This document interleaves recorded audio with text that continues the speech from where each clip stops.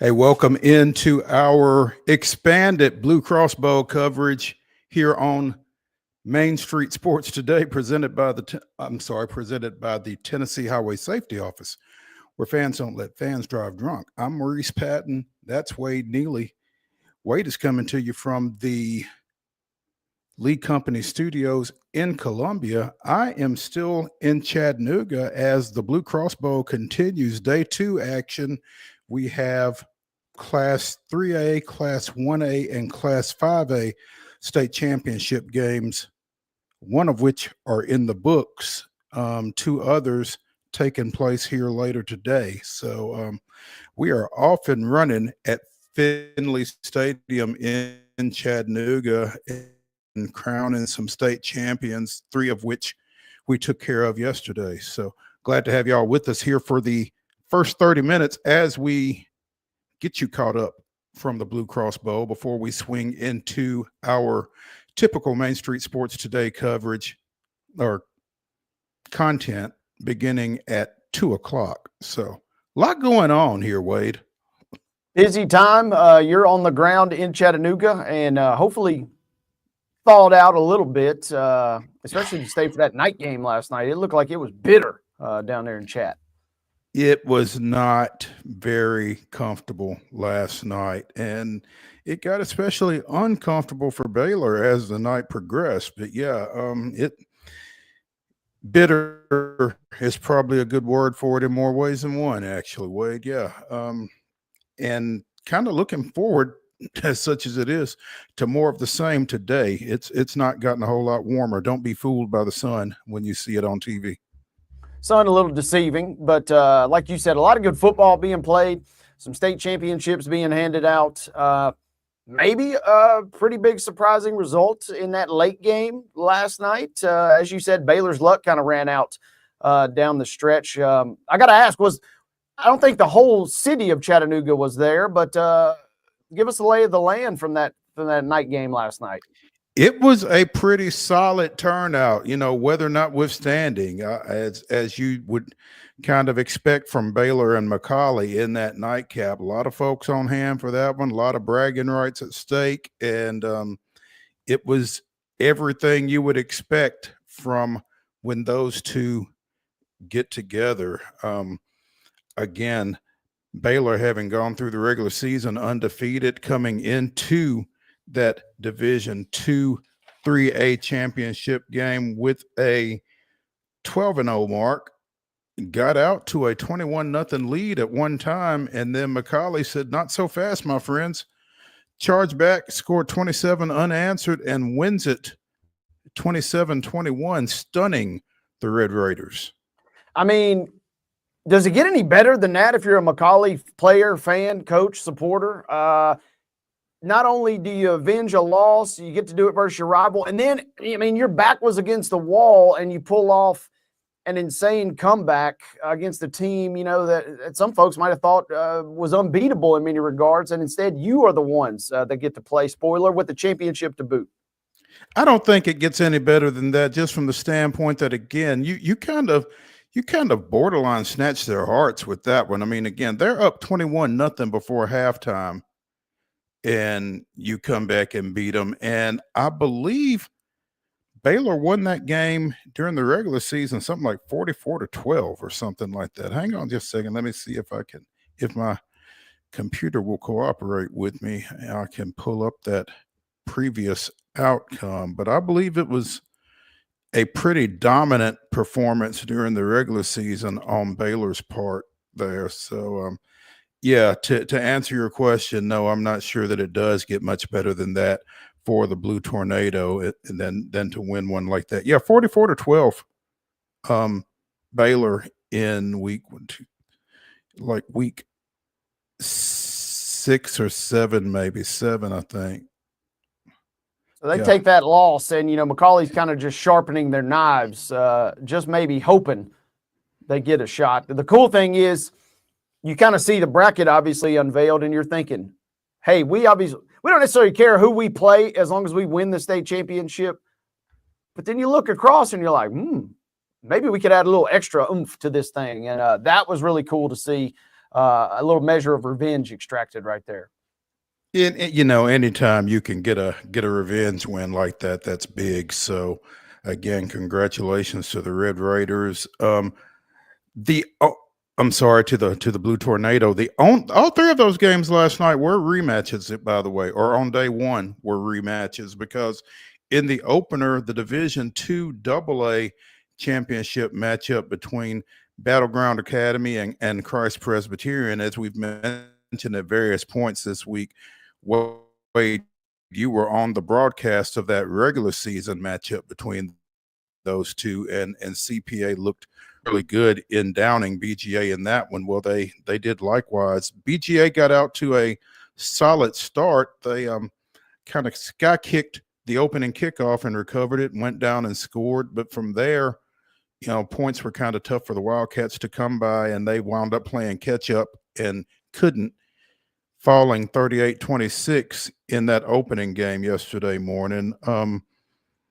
Nashville Christian and Columbia Academy in the second game was also a rematch, and Columbia Academy trying to avenge a 45-7 loss in week 8.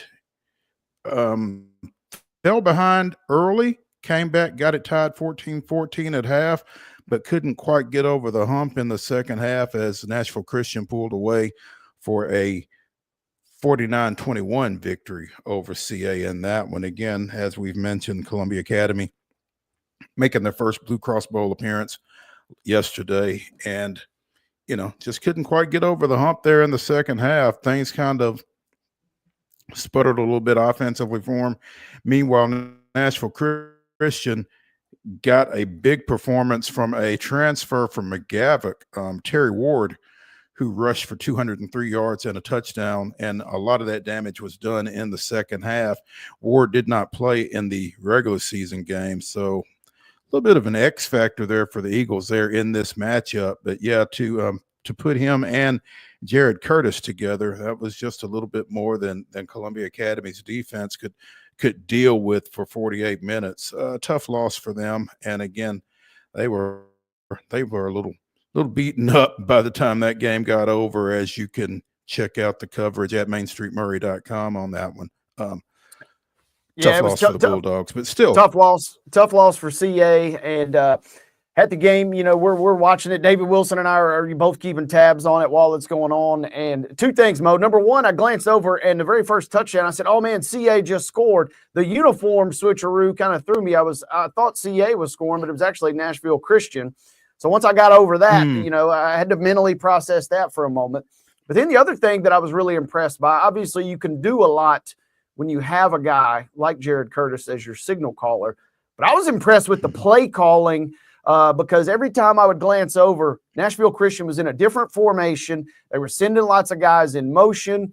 They were doing all kinds of stuff. And that tells me you got confidence in your team, but also kind of shows the IQ, I guess, of your offense, what you're capable of. So I was impressed with that as well.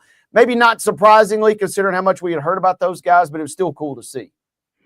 They are willing to put a lot on Curtis's plate, apparently, and rightfully so. He's one of the top quarterback prospects in the country in his recruiting class. He's junior. He'll be back next year. The running back Terry Ward will be back next year, and those guys are liable to be back in Chattanooga again next year. But yeah, they do a lot with him, and he is a true dual threat quarterback. I mean, he did not have a great day yesterday. Columbia Academy was able to get to him a couple of times. They batted a couple of balls at the line. The defensive front did a pretty good job. I mean, they gave up 49 points, but they kind of held Curtis in check. And you'd like to think, with what they did against him, you'd kind of take your chances that you got to get something offensively, and they couldn't. And just a tough day to have a tough day when you're Columbia Academy. Absolutely. And to that point also, that speaks to how good of a team that Nashville Christian is. Even on a day where you kind of keep you got the superstar quarterback, your high profile recruit, even when you kind of limit him or make him uncomfortable, as you said, the fact that the rest of the guys, that speaks to the caliber of team that Columbia Academy was facing. So I know everybody's disappointed here in Muletown that they weren't able to pull it off, but man, that was a heck of a season, a heck of a run, and a heck of a performance in a lot of respects yesterday. No question it was. And as Seth Anderson said, a lot for those guys to be proud of and a lot for him to be proud of them for. So finished up the year 10-4, but you can't sneeze at getting to within one win of a state championship, and that's what they did. So let's go ahead and take a break here on our extended version of Main Street Sports Today, presented by the Tennessee Highway Safety Office. Fans don't let fans drive drunk. Come back for more in the Lee Company studios after this. He shoots and he scores!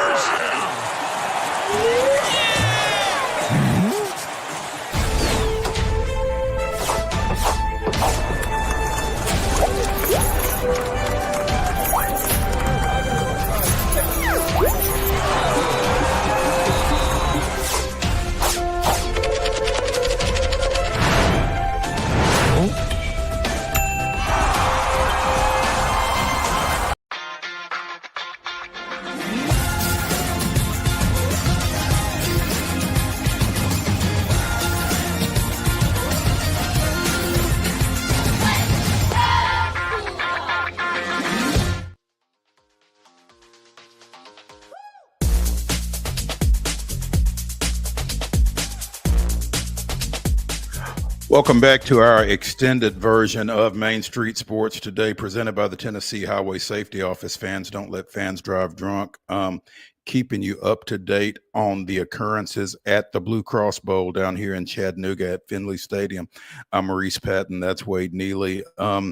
Today's action began with the Class 3A state championship game between Alcoa and previously undefeated Westview. I'd say previously undefeated because they are now defeated, as Alcoa led 20-0 in the second quarter, 27-7 at the half, and Westview, the Chargers, could not really, Westview was unable to, really make a dent in that in an eventual 40-21 Tornadoes victory. Alcoa finishing up the year 13-1 with that win. And, death taxes and Alcoa winning state championships, as Wade, you are well familiar with. That was their 23rd in school history, and they have won every state championship in whatever classification they were in since 2015.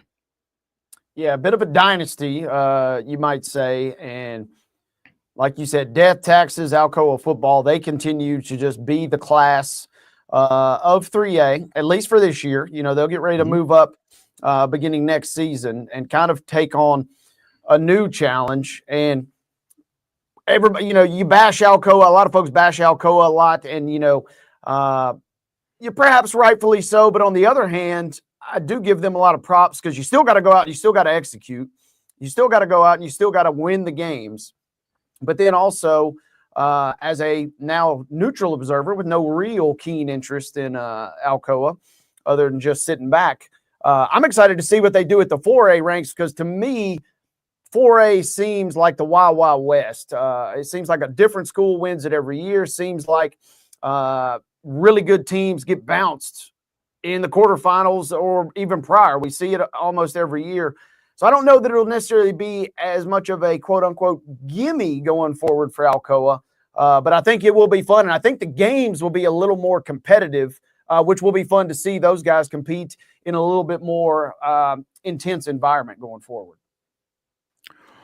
Alcoa quarterback Eli Graff, 21 carries, 225 yards, a pair of touchdowns. He threw for 39 yards, but he had the bulk of Alcoa's 345 rushing yards on the day. They ran for 5 touchdowns in that win. Westview freshman quarterback Graham Simpson, 18 of 24 for 265 yards, threw for a score, but was sacked 6 times. So obviously,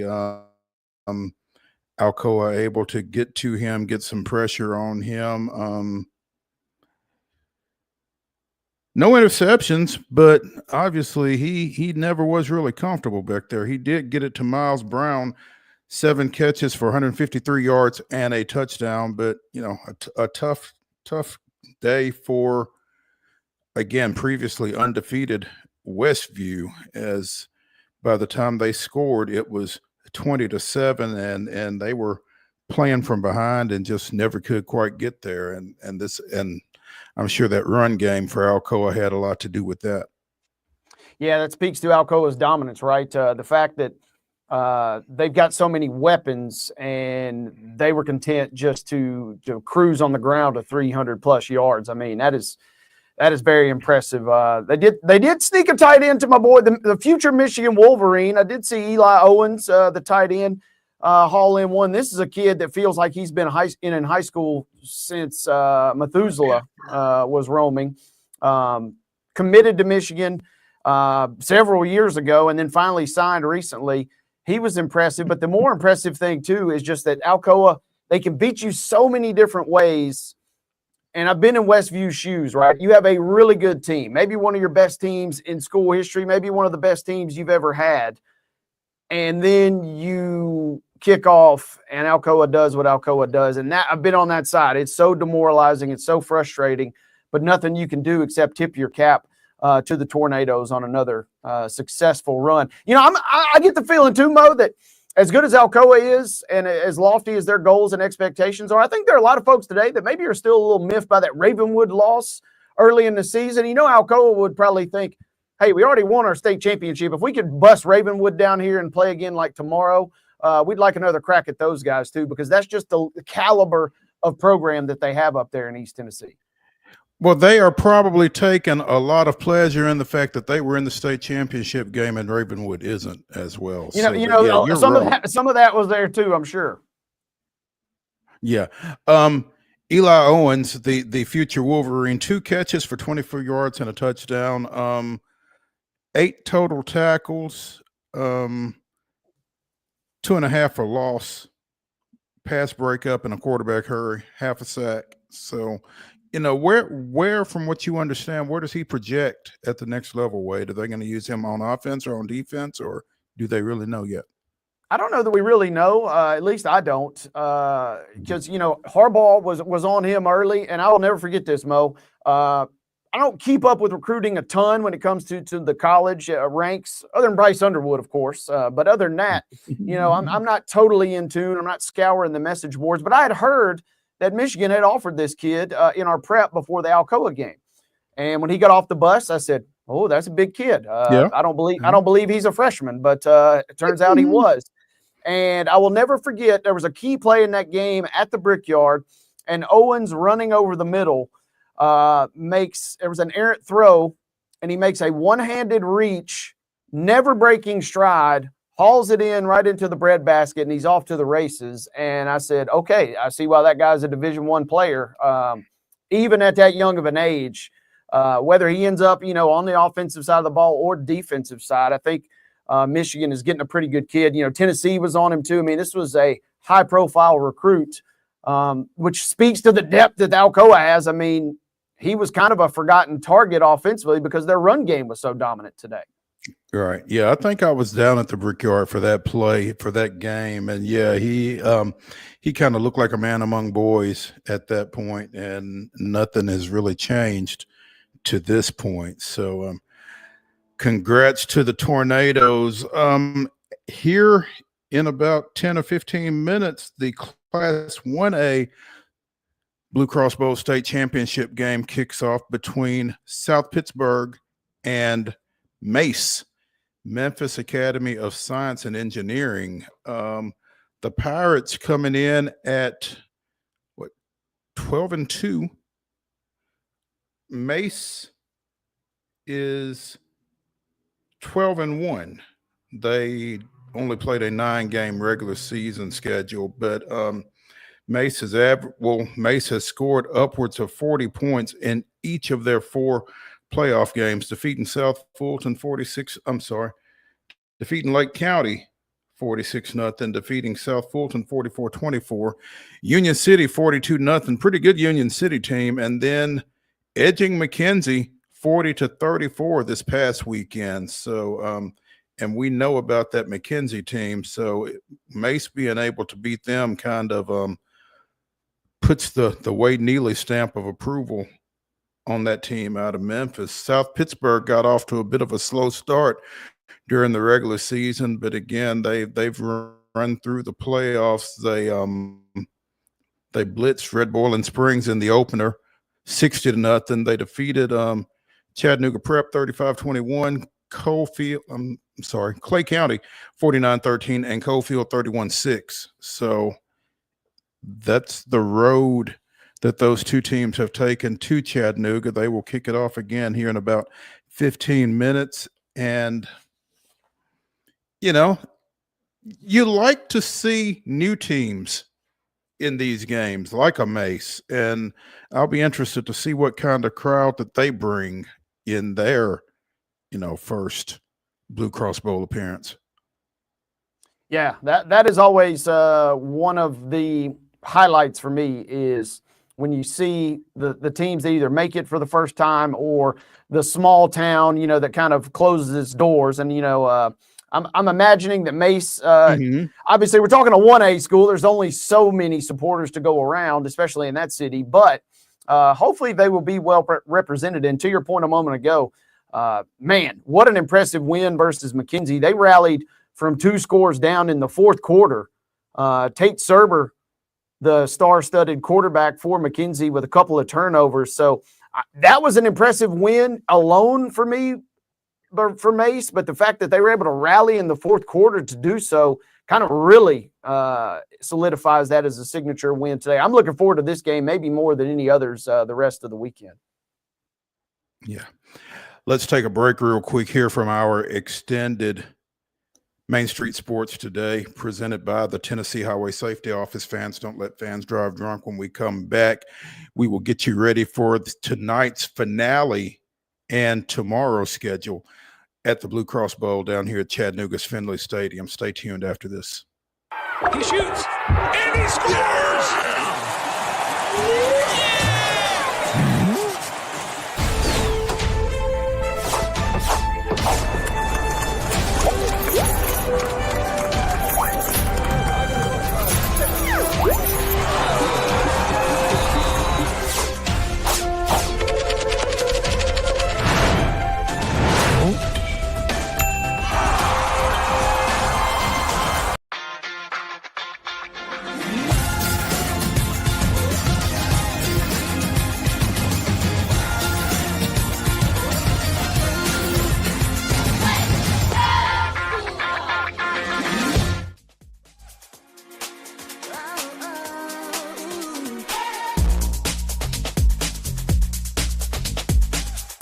Welcome back to our expanded Main Street Sports Today, presented by the Tennessee Highway Safety Office. Fans don't let fans drive drunk. That's Wade Neely. I'm Maurice Patton. We're coming to you from the Lee Company Studios, continuing our coverage of the Blue Cross Bowl High School Football State Championships down in Chattanooga. Tonight's finale will be the 5A matchup between Sevier County and making their 4th consecutive state championship game appearance from Rudderville, Tennessee, the Page Patriots. And the number that screams at you when you consider Page is 473 points, which is what they've outscored their opponents by this season, specifically 504-31.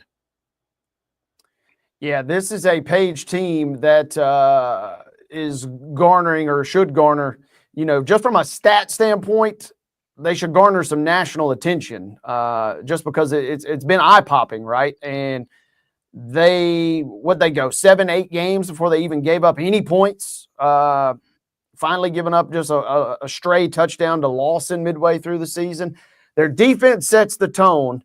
But they're not a one-trick pony. Their offense is pretty sharp too. And Sevier County is extremely talented. They've got a great team. They've been to the dance. They won it all back in like 99, I think. So it's been a while, but they've got a little bit of a pedigree. And I think this is going to be a big game. I mentioned the Mace game versus South Pitt a moment ago. This is probably my number 2 as far as games I'm most excited about, because in a big game, do those stats hold up for Page? Because the stage gets no bigger. And do any nerves or any doubts creep into Page, given their history the last 3 years? And it wouldn't take much if you're not careful for those doubts to start to creep in, because again, as you mentioned, this is their 4th consecutive state championship game appearance, and in each of the 3 previous games, they've wound up with silver balls. So that will be interesting to see what their reaction is if Sevier County manages to get up on them. I don't know that they have trailed this year, Paige. So we will certainly be keeping an eye on tonight's nightcap there for the 5A state championship. Tomorrow, we've got the Class 4A championship game, which involves Macon County out of Lafayette, Tennessee, and Memphis Melrose. Melrose knocking off Pearl Cone in the semifinals, scoring with about 41 seconds left for a 14-7 victory there. That game will be followed at 2 o'clock Central Time by the 2A championship game between Marion County and Milan. A lot of purple for that one there.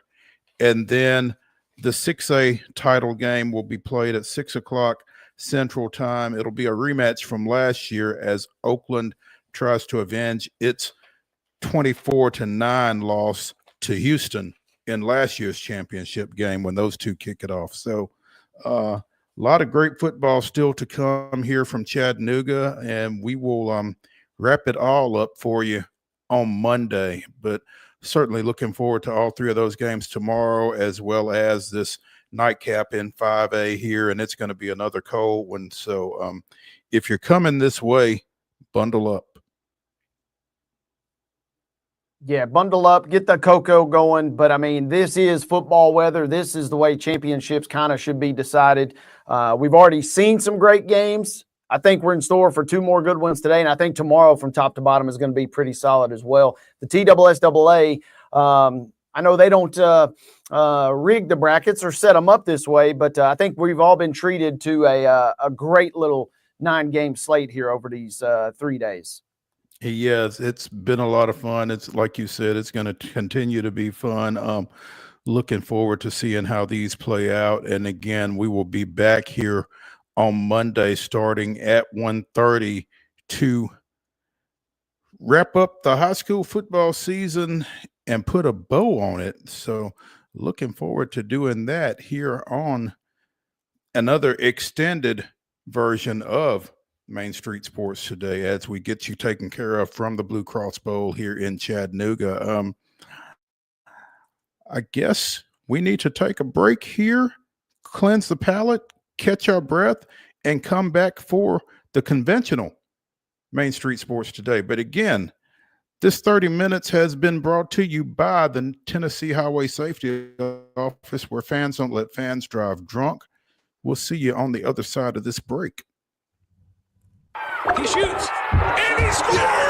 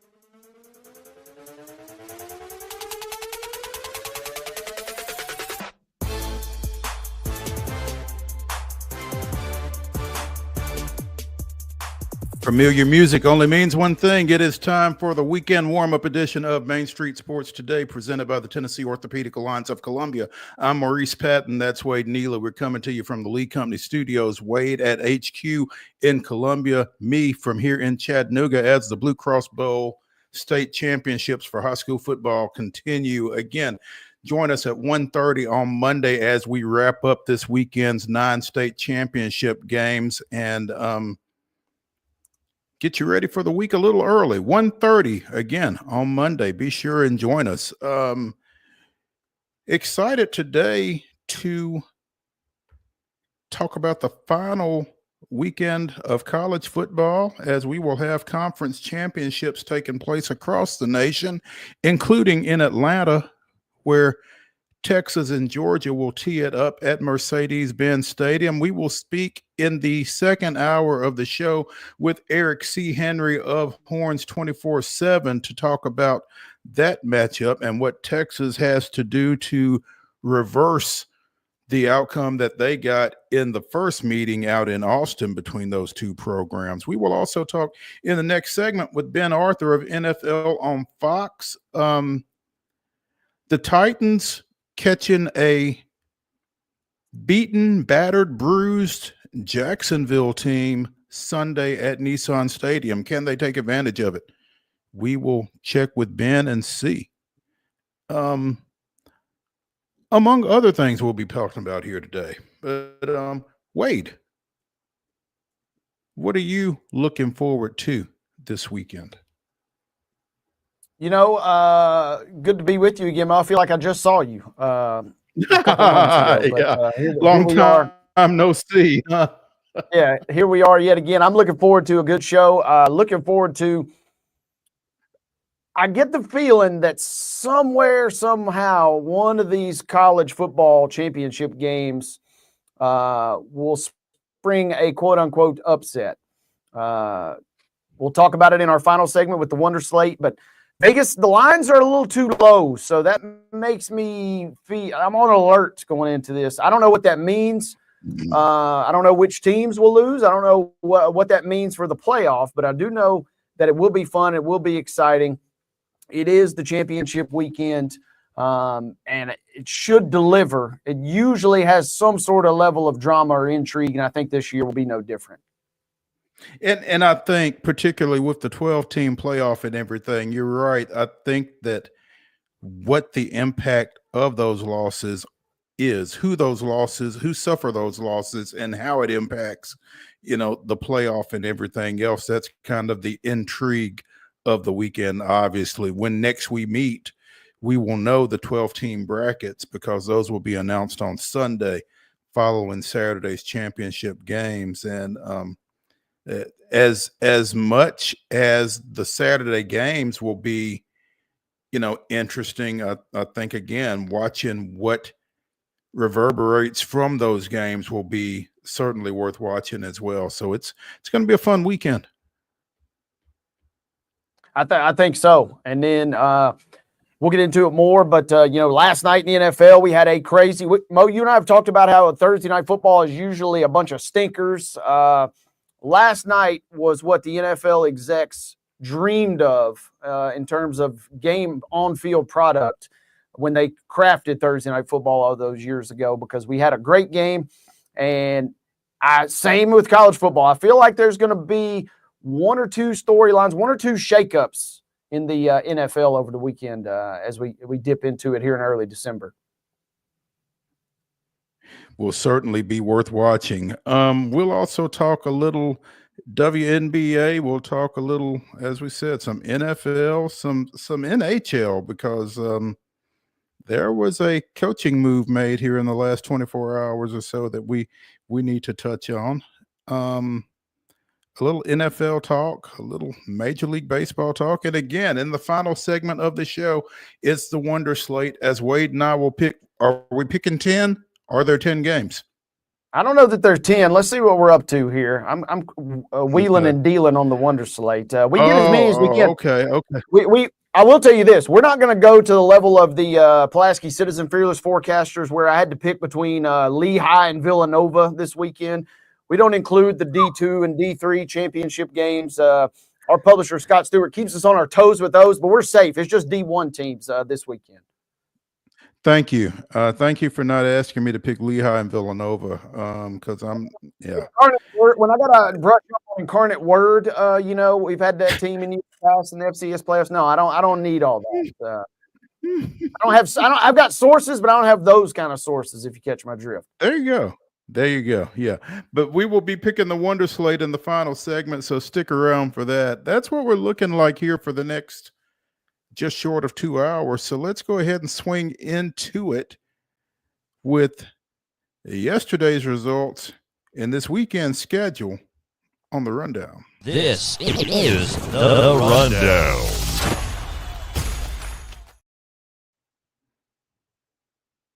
Hey, gang, the Friday Rundown is brought to you by Chip Walters of Exit Realty, Bob Lamb & Associates. The Blue Raider voice also wants to be your trusted advisor in real estate. So contact Chip at 615-542-1915 or visit his website at choosechip.net. That's Chip Walters, proud to support youth sports across Middle Tennessee. High school football action from yesterday, as we mentioned in the extended version of the show. Christ Presbyterian defeats Battleground Academy 38-26 for the Division II AA state championship. In D2A action, it was Nashville Christian 49, Columbia Academy 21. Girls basketball from Thursday, Clarksville with a 47-39 win over Beach. It was Ezel Harding 51, Harpeth 19. Lawrence County defeated Battle Creek 86-16. Upperman 44, Oakland 36. Page with a 64-41 win over Mount Juliet. Portland defeated Clarksville Northeast 56-38. And it was Stewart County 67, Houston County 32. Boys basketball scores from last night. Mount Juliet Christian squeaking by Christian Community 44-39 was your final in that one. It was Beach a winner 73-44 versus Clarksville. Franklin edging Laverne 54-50. East Nashville over John Overton 51-47. Lawrence County defeating Battle Creek 84-19. Upperman on top of Oakland 69-65. Page handling Mount Juliet 83-43 was your final there. Capping your boys basketball action last night, it was Houston County 66, Stewart County 29. In women's basketball action on Thursday, Auburn Montgomery edged Trevecca 73-71. Talladega with a 69-47 win over Fisk. In men's play, Trevecca flipped it, edging Auburn Montgomery 69-68. Talladega with a 60-55 win over Fisk. Lipscomb also defeated Southeast Missouri State 78-60. In NAIA National Women's Soccer quarterfinal action, UT Southern season came to an end, unfortunately, with a 4-0 loss to Kaiser. NBA action, Memphis with a 115-110 win over the Kings. It was the Canadians 3, the Predators nothing in NHL action on Thursday as things continue to spiral for the Preds. And in NFL action, the Lions improved to 12-1 with a 34-31 last-second victory over the Green Bay Packers. We'll talk more about that one later in the show. Into the schedule for today, we mentioned Blue Cross Bowl coverage continuing on these airwaves, but Blue Cross Bowl action continuing over in Chattanooga. Tonight at 7 o'clock, it'll be Sevier County battling Page in the 5A title bout. Saturday at 7 p.m., your main event, if you will be the 6A clash between Oakland and Houston. Again, both of those kickoffs coming your way at 7 o'clock. Eastern. 7 o'clock Eastern time, so 6 p.m. Central time. Make sure you account for the time change there.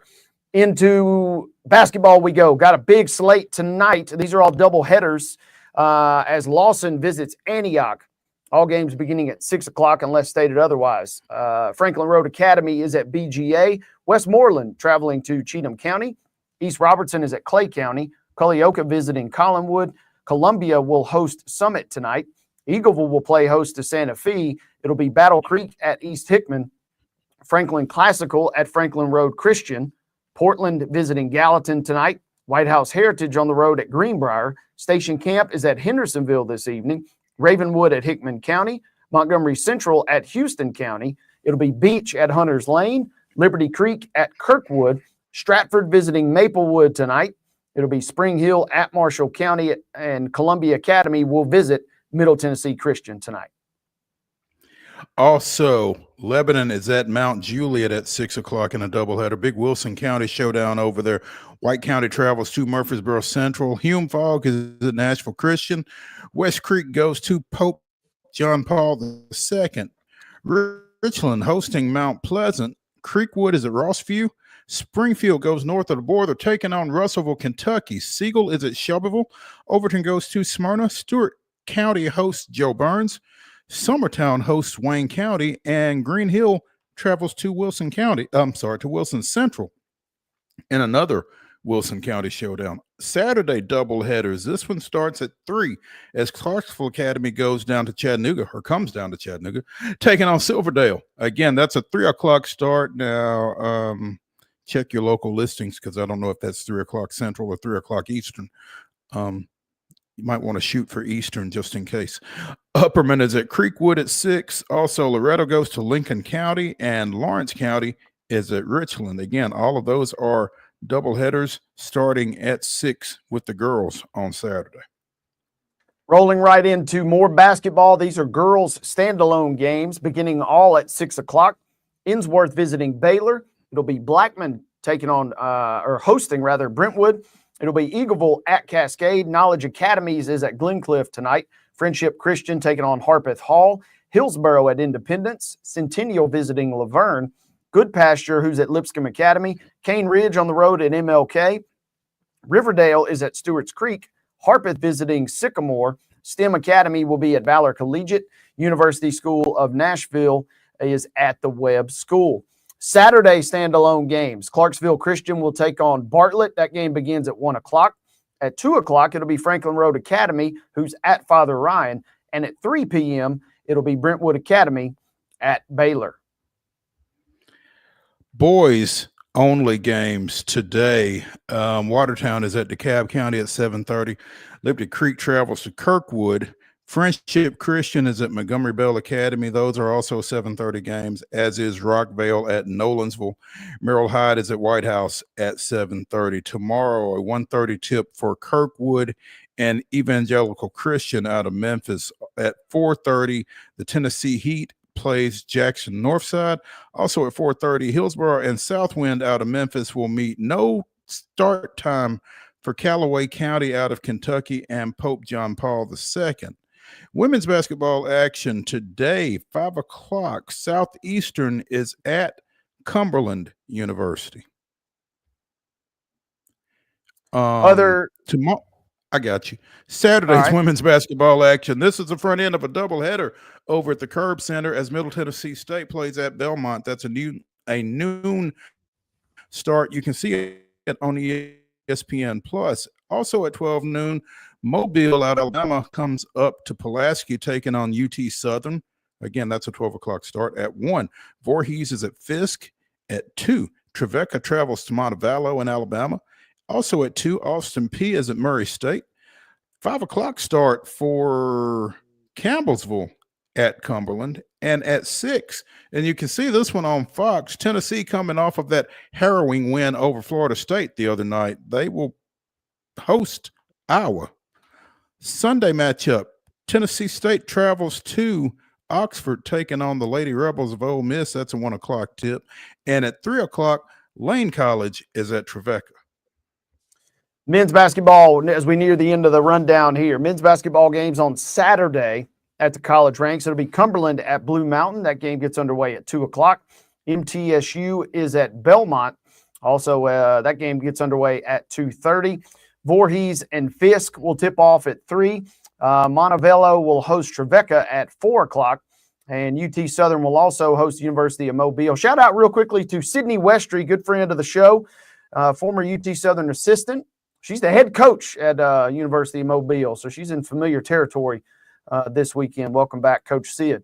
Sunday men's basketball action. It'll be Vanderbilt at TCU. We talked about this game a lot earlier in the week. It gets underway at 11:30 a.m. on Sunday, and it'll be shown on ESPNU. Also Sunday will be Austin P at Sanford. That game starts at 2. You can catch it on ESPN Plus. On the ice, the Preds are still in Canada, and they are still struggling. More on them later, but for now, we can tell you the Preds are at the Senators on Saturday. Puck drop is set for 6 o'clock, and it can be seen on FanDuel Sports South. Big weekend for the Grizzlies, starting with the heavy lifting. Saturday, they are at the Celtics. That game gets underway at 7, can be seen on FanDuel Sports South. On Sunday, get a little bit of a reprieve, but it's on a back-to-back. The Grizzlies are at the Wizards at 6 p.m. Once again, both of those games can be seen on FanDuel Sports South. Sunday, Jags at the Titans. Game kicks off at noon, can be seen on CBS.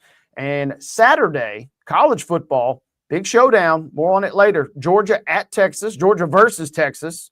Texas at Georgia, really kind of in a way, if you think about it, Mo. They'll play at the Mercedes-Benz Stadium for the SEC Championship.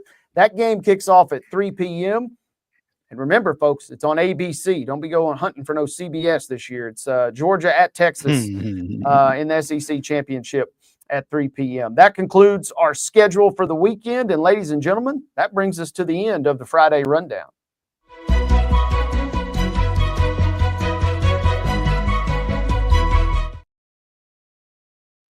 Your top story brought to you, as always, by the fine folks over at Piggly Wiggly in Neely's Mill in Columbia. Be sure and check out their delicious daily deli lunch options available from 11 a.m. until 6 p.m., as well as their hand-cut meats, and everything is cost plus 10% at the cash register. Piggly Wiggly, Neely's Mill, Columbia, bringing you our top story. The 14th WNBA franchise, which has been awarded to Toronto and will begin play in the 2026 season, now has a nickname.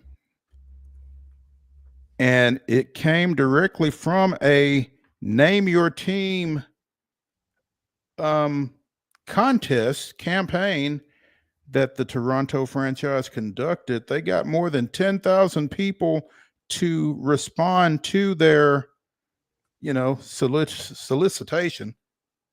More than 1,000 unique names submitted, and the winner was the Tempo.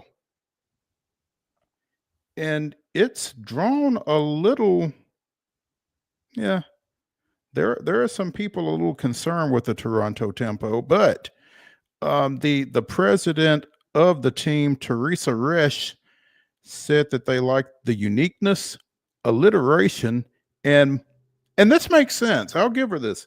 We loved it was the same in English and French.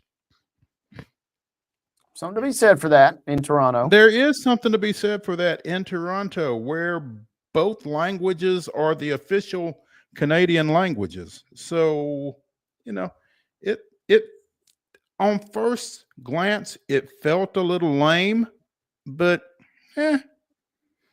that's probably worse. At any rate, the Toronto Tempo will take the floor during as the 2026 season begins. Again, they will be the 14th team. The WNBA will play with 13 teams this year with the addition of the Golden State Valkyries. Oh my, are they having their expansion draft today? Tonight? I think Golden State's expansion draft is tonight. Wow. Missed that. I don't know. I don't know who's been left unprotected or whatever. So we'll have a roster. It looks like it starts at 5:30 on ESPN. I love that, by the way. You just get to have your own draft for the whole world to see on ESPN. So you better get all your selections right. But kind of cool, you get the whole stage to yourself there.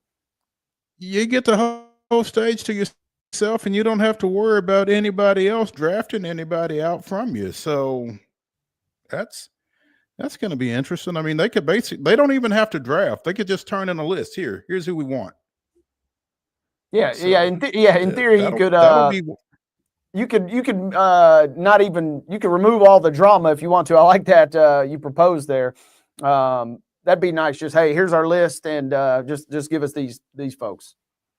Yeah, just give us these folks. That way we don't have to upset anybody by taking them fifth instead of third or something like that. So this I'm still a little I'm a little baffled that they're expanding by one team. They are intentionally going into the season with an odd number of teams. So, but hey, do you, WNBA?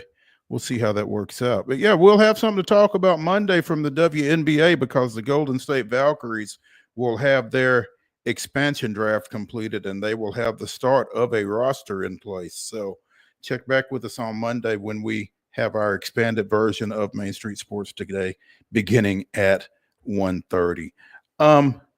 Let's take a break. When we come back to the Lee Company studios, we will be joined by Ben Arthur of NFL on Fox as we get ready for the Titans and the Jaguars. Riveting TV Sunday afternoon. Stay tuned after the break.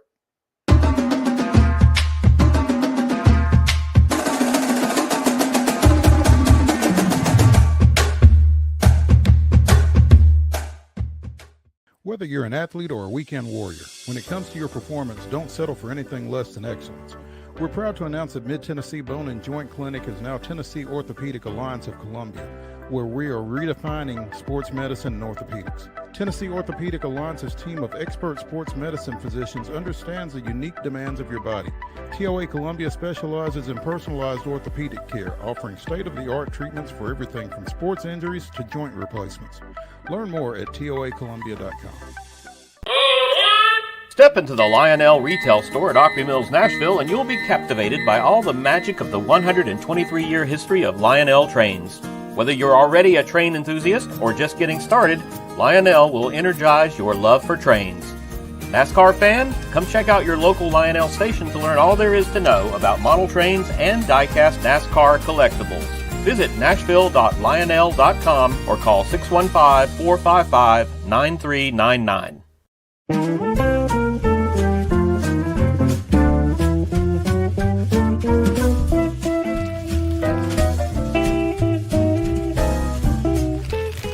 Well, we went all out for you this year, didn't we, little girl? Yep, we got you what you wanted with all the bells and whistles. A brand new car? Let's go check it out. Come on. We're here. Oh my gosh, we're going to the garage. I got a car. Yep, let's get in here. Let me show you what's going on. Hey, Mr. and Mrs. Duggar, got your 18 SEER heat pump with your ultraviolet home treatment system. I cannot believe it. Thank you. Yes! Give the gift of clean air this year. Merry Christmas from the Busy Bee family.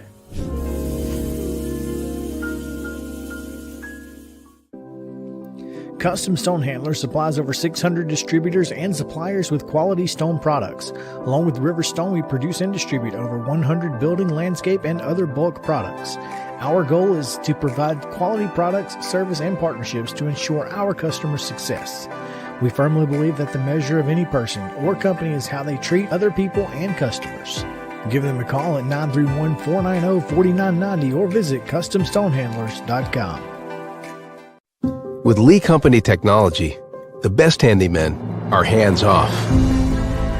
Lee Company techs have been using visual findings and other smart technology tools for years to add transparency and virtually take customers along. You see what we see, whether we're in a crawl space or on a roof. With Lee Company, technology helps us help you, no matter what's happening in the world or at your house. He shoots, and he scores!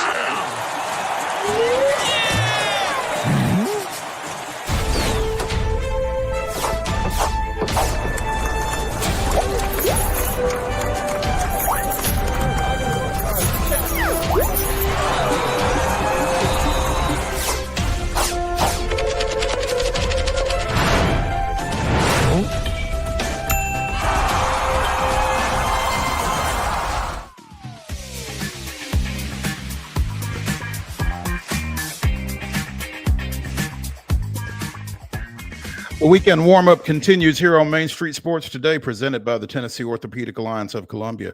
That's Wade Neely. I'm Maurice Patton. We're coming to you from the Lee Company studios Wade in Columbia, me in Chattanooga, and we are pleased to be joined now by Ben Arthur from NFL on Fox.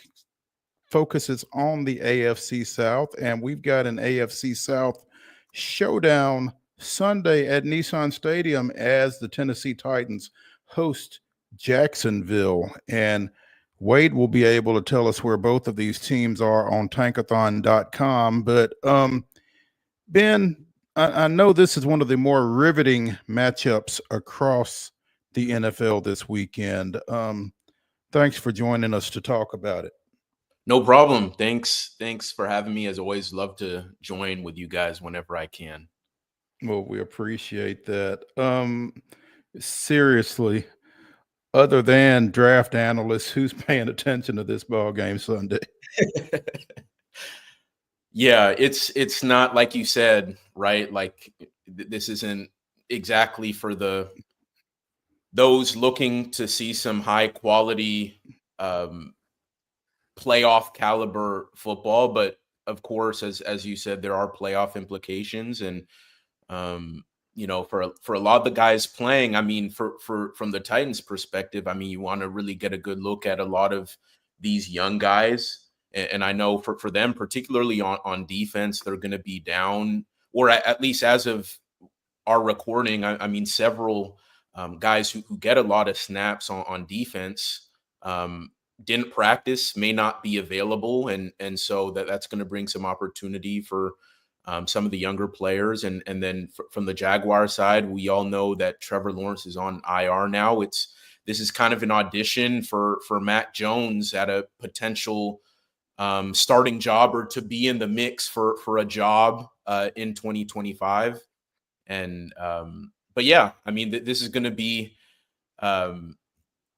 This isn't going to be the most riveting football, like you said, but I think it will be competitive. We obviously know the history between these teams and the division rivalry. And look, this is the NFL. Anything can happen, so we might get an exciting game. So I guess I'm trying to be hopeful, but yeah. I think one of the things you got to look out for, as we've talked to Teresa Walker earlier this week, the Titans have been susceptible to backup quarterbacks. And the Jaguars will be rolling one of those out in the form of Mac Jones. So for whatever reason, they don't fare well against QB2s traditionally. What is it that Mac Jones brings to the table? Do you feel like that Tennessee needs to be particularly wary of on Sunday? I mean, I think it's exactly that point that you kind of alluded to, that, I mean, the Titans have had issues with backup quarterbacks, and you can't overlook any guy, like any quarterback in the league. In the right situation, any quarterback can really go off on you, so to speak, and the Titans have had their fair share of that. And you look at this matchup on paper and you think it's a clear advantage for the Titans. In the two games that Mac Jones has started, the Jaguars have combined for 13 points combined, 330 yards of offense combined, and this is 2 games total. And so, and then the Titans have, just from a pure yards per play standpoint, one of the best pass defenses in the NFL, and this could be an opportunity for the pass rush, which is kind of been inconsistent, for them to maybe get after Mac, who's not super mobile. But if you just kind of lean on those things and overlook the fact that the Jags don't have their starter, I mean, you could get scorched. And so the Titans need to be wary of that. They can't have that perspective going into this matchup. And I think something that they do need to be worried about too is just, coming out of that Commanders game, just how poorly the run defense played, right? I mean, it was 260 rushing yards allowed or whatever. And you going into this matchup, the Jags are going to want to run the ball because they don't have Trevor, and they have 2 really capable backs in ETN and Bigsby. And so if you let those 2 guys kind of get in a rhythm, taking pressure off Mac and maybe opening up some shots down the field for him, you could really get in a tricky situation. So I think that's something to watch. And Ben, to that point, I think this is one of the this is perhaps maybe the matchup of the two most head scratching teams because you can see the talent, some of which are even on the Titans, some of which has already been shipped away. But the Jaguars on their roster on a surface level, especially coming into this season, I think everybody said, hey, they're a talented team. It just hasn't played that way for either squad. Not trying to sugarcoat and say that this will be some prolific, game that everybody is tuned into, but I do find it kind of fascinating that there still is a fair amount of talent out there on both of these teams, even at this juncture of the season. Yeah, I mean, these are, like you said, I mean, coming into the year, both talented teams. I know from the Titans' perspective, it was more so from the fact that they were bringing in a lot of free agents, like all the money they spent.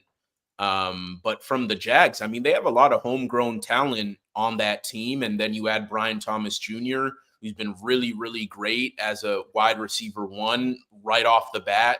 I mean, this is a team that, from talking about the Jags, that owner Shad Khan said was, quote, like the best team the franchise ever assembled, end quote. And so, and he's not just saying that for no reason. I mean, they do have a lot of talent. It's just that from a coaching perspective, it hasn't really quite been there. Their defense has been a massive letdown.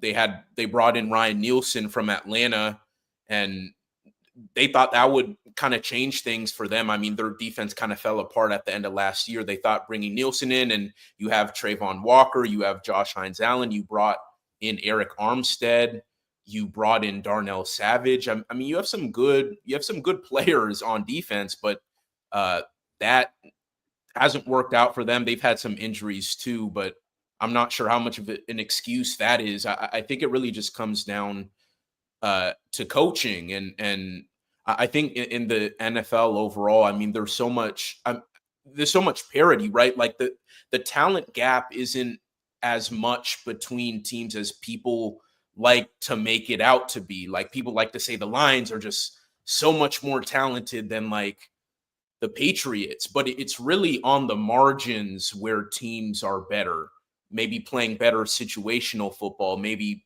executing, not getting into penalty type situations where teams are really show their greatness, so to speak. And that starts with coaching. And both the Titans and Jags have had issues coaching, whether it's offense, defense, and then really in the Titans case, special teams has really been a big one. With that being said, I am curious, what is the thought process in Jacksonville? Because it seems like Doug Peterson was all but fired 5 weeks ago, and yet he's still around. Kind of what are you hearing, or what? Just at least kind of walk us through the logic on why they've yet to maybe make a move in your mind.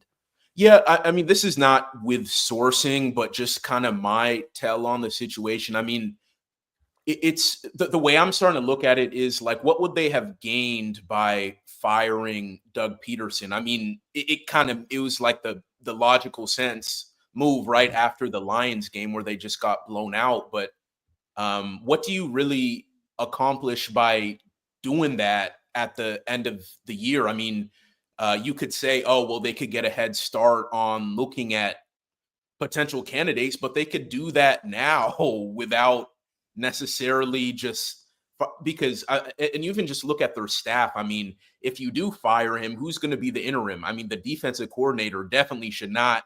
I mean, just from a results standpoint, it has not been good.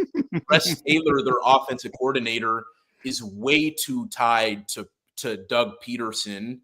I guess maybe the special teams coordinator would be in the mix there, but I think just from a macro perspective, I mean, I think from a macro perspective, it really didn't, after thinking about it, like I was kind of scratching my head like everyone else, but from a macro perspective, you can make the strong argument that it really doesn't matter if he was fired after that Lions game or just fire him the day after the season. I don't know how much of a difference that makes for this team whose season has been going nowhere for months. So that's the way I look at it. Ben Arthur of Fox on NFL joining us here on Main Street Sports today as we get you ready for this Jaguars Titans tilt. Interesting storyline going into this one, I guess. This will be the first time Calvin Ridley has faced his former team as a member of the Titans. I don't know if he did when he was with the Falcons or not, but would you expect him to have any extra juice for this ball game, Ben? Or how much do professional athletes, especially as far removed from the Jags as he is, is that even a thing? I think it's definitely a thing. And whenever guys say that it's not a thing, I think they're lying. I think even thinking back to Calvin Ridley's introductory press conference with the Titans, which I was at, I mean, you could tell he still felt a certain kind of way about how it went down with the Jaguars, and even in the locker room earlier this week, which I was also, at Titans HQ, he kind of downplayed it. I mean, we kind of know why he's downplaying it in that situation, but I think it means something to him. I mean, it means a lot to a lot of these high caliber pro athletes whenever they have the chance to go up against a team that either cut them or didn't pay them what they felt they were worth, or what have you, relationship soured, whatever the situation is. So I expect him to be really motivated, but then also from the Jaguars' perspective, I don't think you're really missing Ridley, because Brian Thomas Jr., who came in as your Calvin Ridley replacement, has been everything you could have asked for and more in year one. I mean, so I think both teams kind of ended up winning. I know from the Titans' perspective, Calvin Ridley, at least in the first half of the season, it was a lot more inconsistent. But I think as of late, we've seen him develop the rapport more with Levis. And then from the Jags' perspective, they got what they wanted with Brian Thomas Jr. And, he's on a rookie contract for several years and he's cost controlled. So I think both teams ended up winning. But as far as Calvin Ridley goes, yeah, he's, just from my conversations with just NFL guys in general, I mean, they're always juiced to go against their former team, even if they say they're not.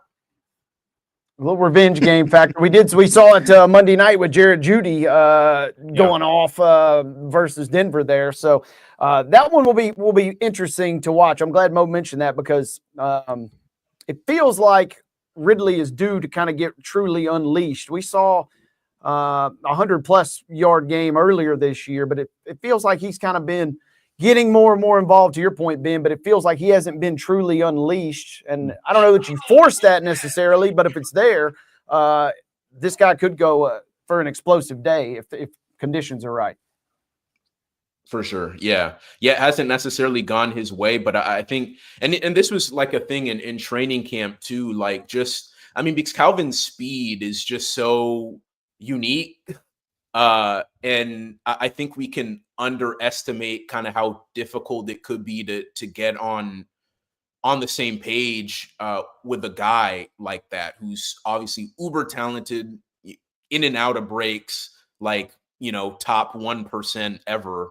And so yeah, I mean, it has been good to see him get going a bit, but then from the Titans' perspective, I mean, he's not the only guy that they can lean on. I mean, we've seen Nick Westbrook-Akina, what he's been able to do, and he's certainly someone that Will Levis has developed a lot of trust with. So it's not like they're going to have to force the ball to Calvin, but we have seen the uptick in targets for him, a concerted effort to get him the ball.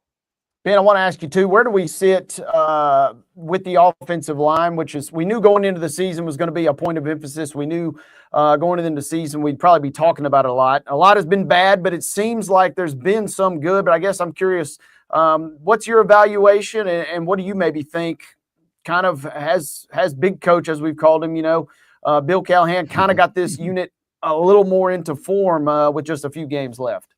Yeah, I think we've seen Bill Callahan's imprint for sure. The O-line, whether people will acknowledge it or not, has improved. It's really that the pocket awareness for Will Levis still needs to improve, right? We see him roll into sacks or step into sacks, or maybe hold the ball a little bit too long creating sacks. But you look at the advanced numbers, I mean, that they've been improving in a lot of regards. And so I think throughout the course of the year, we've seen improvement. We've seen obviously JC Latham, who's been probably the one guy who's been pretty solid from the start. Even as a rookie, he's continued to make strides.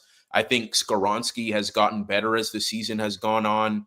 Right tackle is kind of what it is. They're going to have to address that in the draft. And then I think at guard, opposite Skoronski, that's a spot you're probably going to have to address in free agency or maybe the draft too. But I think all in all, you look at that unit as a whole, they have definitely shown improvement. Ben Arthur from NFL on Fox joining us here on Main Street Sports today. One last question, Ben. This game Sunday against Jacksonville is the first of 4 straight against teams with losing records, including Indianapolis at 6-7. 3 of those are in division play, where the Titans are actually 1-1.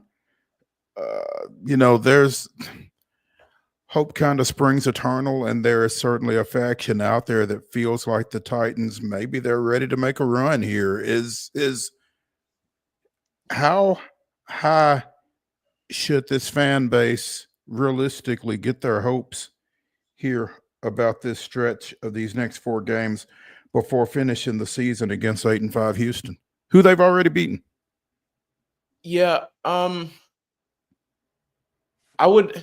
don't want to say cautiously optimistic. I would say a step or 2 below that, because as we've seen, this is still a team that's incredibly inconsistent. I mean, they came off that high of the Texans game, and then they're down 28-0 against the Commanders with like 9 minutes to go in the second quarter. So this is a team that really doesn't know how to handle success when they do have it. And so to just kind of get your hopes up a little bit, I think isn't maybe the direction you should go. I think what fans should be looking at is more so the development of the young players. And Will Levis, you start with Will Levis and the strides he's made, really in many ways playing the Titans out of the quarterback conversation, if you want to look at it that way. Maybe a big part of it is where they land in the draft in terms of the top, but I mean, he's certainly earning his way into being QB1 for next year. And you look at the other young guys who've played well, Jarvis Brownlee, who else? Latham, Skoronski. There are a number of guys who you just want to see make strides. So I think that's what you want to bank on more. And yeah, like you can talk about a potential run that they can go on, but also, I mean, their chances of the playoffs are so slim. I believe if the Texans get 1 or 2 more wins, they're out. So it's not so just banking on that like sliver of hope. I don't think that's what you should be looking at or banking on. I think it's more so just with where this team is at, that development of those young players, some of which I mentioned. Hey, real quick, all I want to say, guys, is for these negative Nancys out there, currently NFL.com says the Titans' playoff chances are less than 1%. Okay, all right, it is what it is. If they win this game, however, they upgrade to a whole 1%, 1.0. So for everybody, saying the sky is falling, just saying a win gets you at least to 1%. So, let's hold our horses here before we rule these guys out officially. Good point, Wade. There we go. Hey, Ben, we appreciate you taking some time with us this afternoon, and obviously look forward to catching up with you again soon. Sounds good. Appreciate you guys. Thank you, Ben. Thank you. All right, man. Hey, when we continue on the weekend warm-up edition of Main Street Sports today, presented by the Tennessee Orthopedic Alliance of Columbia, we'll talk a little bit more NFL, flashing back to last night's thriller. Stay tuned when we come back to the Lee Company studios after this.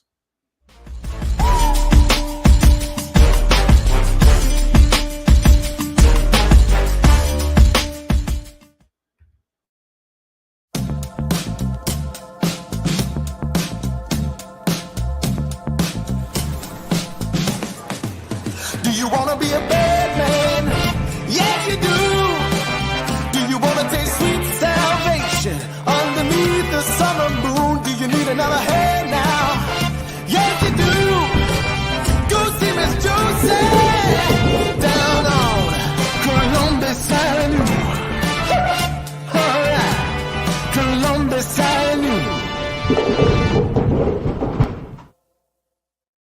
At Delta Dental of Tennessee, we know our success begins and ends with providing superior quality service, and that includes serving those who need it most. This year, we're celebrating 25 years of giving back to the community we call home. Delta Dental, along with our Smile 180 Foundation, supports Tennessee's dental colleges and oral health education, children's hospitals, free and reduced cost dental clinics, and other like-minded charities. Here's to the next 25 plus years of ensuring healthy smiles. So Busy Bee is a very close-knit family. We fight just like every family does. We have arguments, but we always come out with a solution to the problems. We don't just fight about what we want, we fight about what customers need. We want to make sure that every customer we go to is more than satisfied. And that doesn't just start whenever we show up at their door, that starts when we show up every day at work. We want to make sure that we are serving our customers to the best of our ability.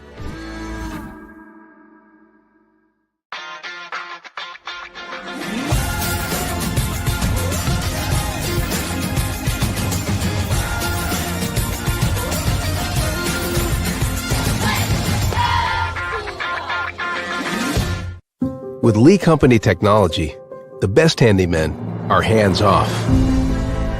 Lee Company techs have been using visual findings and other smart technology tools for years to add transparency and virtually take customers along. You see what we see, whether we're in a crawl space or on a roof. With Lee Company, technology helps us help you, no matter what's happening in the world or at your house. Whether you're an athlete or a weekend warrior, when it comes to your performance, don't settle for anything less than excellence. We're proud to announce that Mid-Tennessee Bone and Joint Clinic is now Tennessee Orthopedic Alliance of Columbia, where we are redefining sports medicine and orthopedics. Tennessee Orthopedic Alliance's team of expert sports medicine physicians understands the unique demands of your body. TOA Columbia specializes in personalized orthopedic care, offering state-of-the-art treatments for everything from sports injuries to joint replacements. Learn more at toacolumbia.com.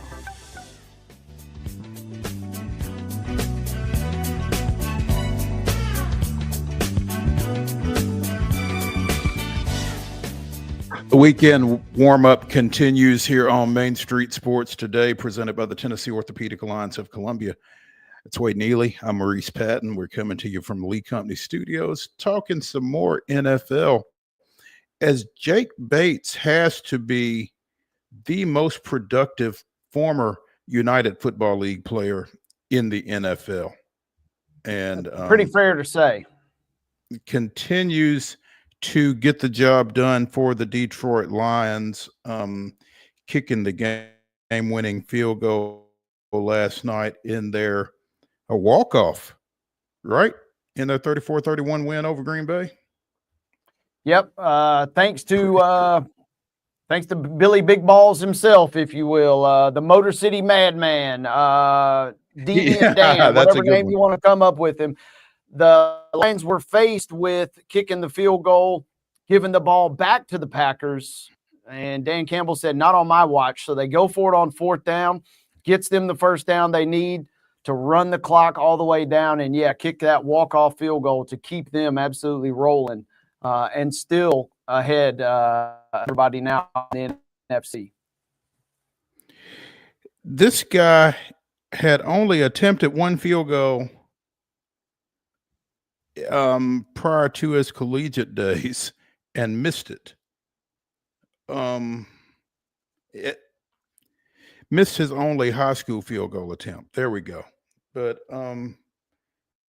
really killed it in the UFL and has continued to do so since signing over the summer with the Lions. One of two UFL players to make an NFL roster coming out of this past UFL season, the other being Minnesota Vikings defensive end Jalen Redmond.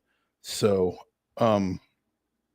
it's the career that he has been able to kind of fashion for himself. Began his collegiate career playing men's soccer at Central Arkansas and has progressed from there, but certainly the Lions, it feels like they'd kind of be lost without him at this point.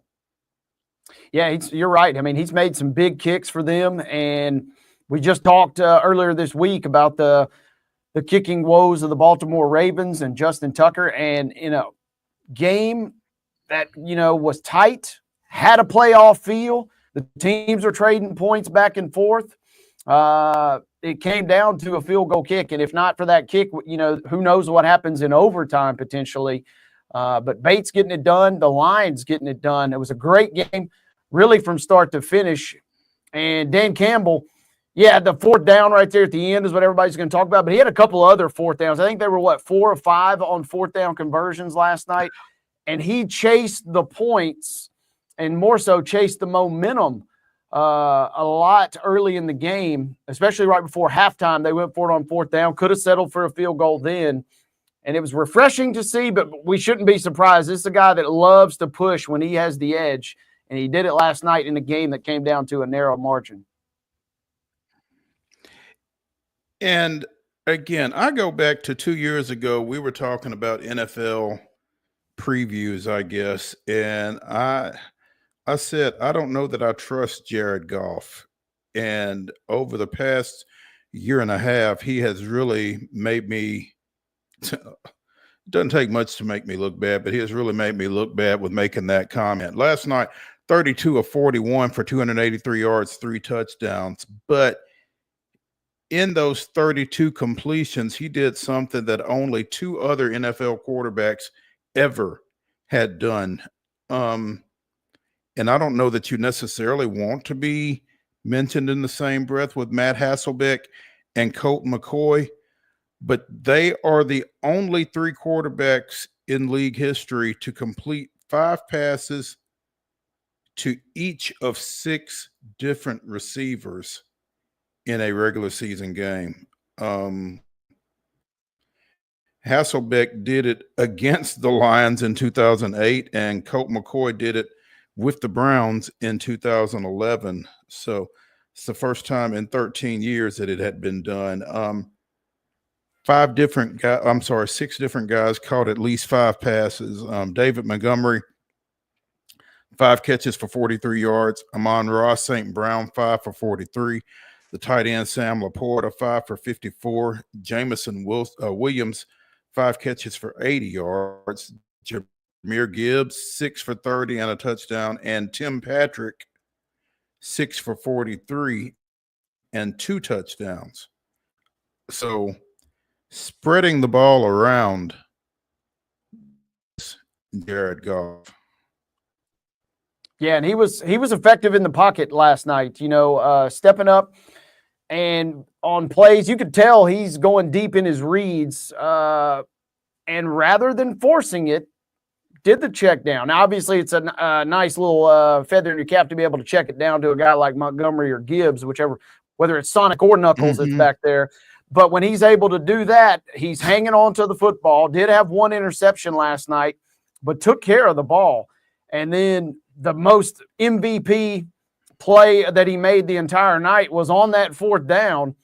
If this was a college football game, Mo, the Lions might end up losing that game because Goff falls to his knee, but still gets the handoff off. And because he was able to do that, that allowed Montgomery to get forward for the 1st down right at the end of the game. Little things like that. I don't know what sort of magic or cosmic energy that Goff has got because, a couple of years ago, this looked like a complete castaway project. And now this is a guy that's right there on the fringe of being in that MVP discussion if 1 or 2 folks fall by the wayside.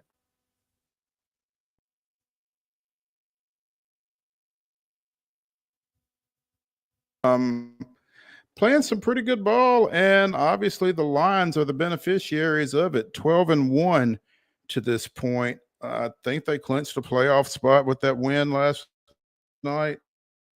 If they didn't, it's only a matter of time. So yeah. Detroit Lions clinched a playoff berth with that win. So massive win for them. Massive win for them. 11 straight now. And you and I talked about it earlier in the week, but David and I mentioned it again yesterday. That's a division that is going to be, it feels like, coming down to the wire. And if the Packers had won that game, I think things really would have been topsy-turvy. So that was a swing game. As fans, we were subjected to a great Thursday night game, which was awesome.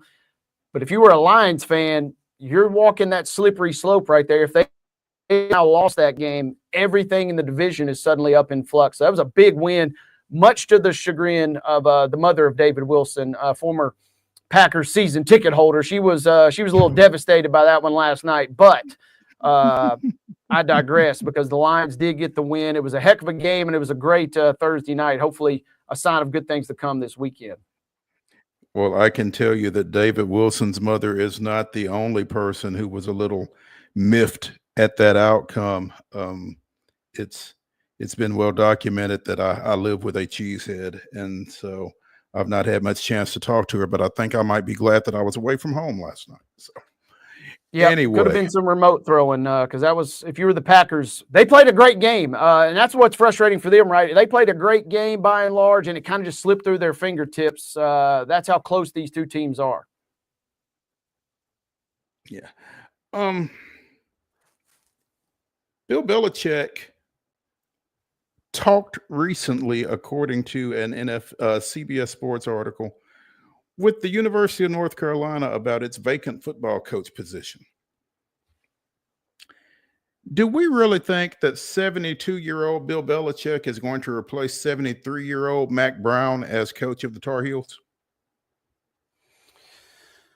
No, is my answer. And there's a couple different angles for this, right? On one hand, if you can get Belichick on campus, even get that far, I mean, it kind of elevates your cachet a little bit, I think, the fact you're even linked with him. But it doesn't feel like, a great fit, definitely considering who you just got rid of. And, a lesser host would make jokes about, Bill Belichick and being around 20-year-old co-eds. I'm not going to go that route, but I'm just saying I could. But no, it just feels like it's a PR kind of a stunt for both parties there. It does feel like a PR stunt for both parties. Like you said, it benefits Carolina to have his name associated with their vacancy. It benefits Belichick to, for it to look like he is back in the game or wants to get back in the game. And there is an article regarding this situation in which his ability to relate to college age individuals is noted. Wade, to your point there. So I just don't know that if he's going to return to coaching, I don't think it's at the collegiate level. I just think this is a good way for it to look like, for him to kind of show, hey, I've still got a little gas in the tank. So I agree. I don't know, though. I don't know if he gets back in the game at any level, to be honest. I mean, again, he's 72.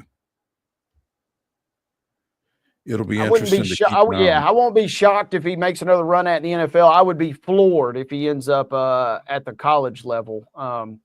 That's what everybody's saying about Vrabel and Ohio State, right? I mean, he's openly said he doesn't want to recruit. Mm-hmm. You're telling me that Bill Belichick wants to go out and deal with NIL and recruiting at that? No. And the portal?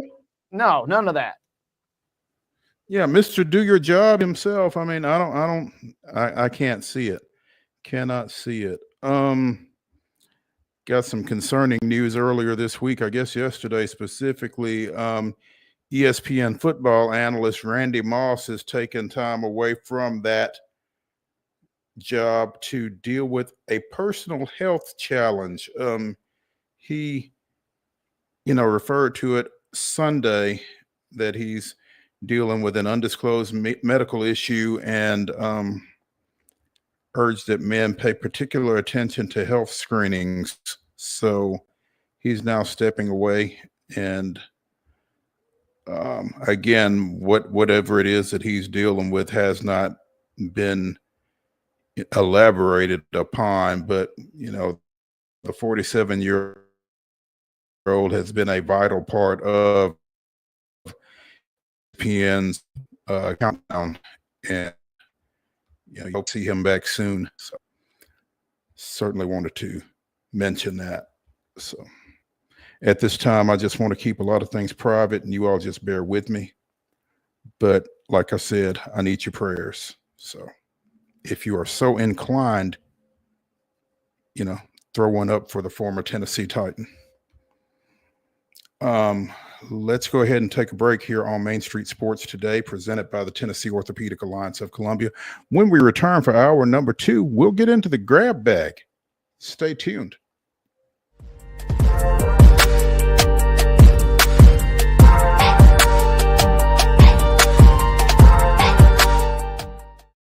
Nashville's Nutcracker returns to TPAC this December, presented by Nashville Ballet. This holiday season, audiences will journey with Clara and the Nutcracker Prince through Nashville's history and the land of sweets. Tickets at NashvilleBallet.com. Hi, I'm Dr. Vilay Saisuka, CEO and founder of Premier Foot and Ankle Centers of Tennessee here in Murfreesboro. We offer foot and ankle care from ingrown toenails to diabetic foot wounds. We also fix ankle fractures and things like that.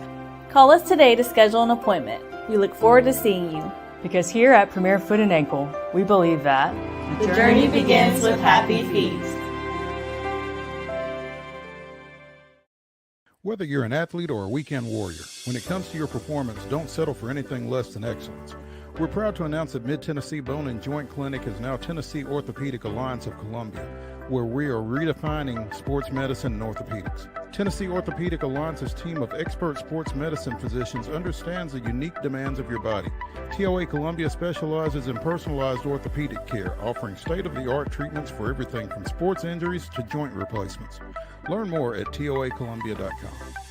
Jones & Lang Sporting Goods here in Columbia has been outfitting teams, officials, and anybody else from T-ball to college for 50 plus years. Be sure and check them out at 931-388-8060 or online at jonesandlang.com. Jones & Lang Sporting Goods, the look of a winner. Zion Christian Academy, zioneagles.org or 931-388-5731. You can schedule your appointment. Go tour their campus. It is beautiful over there, and you're definitely going to want to see it. Again, it's zioneagles.org. Give them a call, 931-388-5731, and schedule your tour today. With Lee Company technology, the best handymen are hands-off. Lee Company techs have been using visual findings and other smart technology tools for years to add transparency and virtually take customers along. You see what we see, whether we're in a crawl space or on a roof. With Lee Company, technology helps us help you, no matter what's happening in the world or at your house. Custom Stone Handler supplies over 600 distributors and suppliers with quality stone products. Along with River Stone, we produce and distribute over 100 building, landscape, and other bulk products. Our goal is to provide quality products, service, and partnerships to ensure our customers' success. We firmly believe that the measure of any person or company is how they treat other people and customers. Give them a call at 931-490-4990 or visit CustomStonehandlers.com. Piggly Wiggly, located in Neely's Mill Shopping Center, is Columbia's locally owned and operated Cost Plus 10 grocery store dedicated to serving the community with low prices and smiling faces.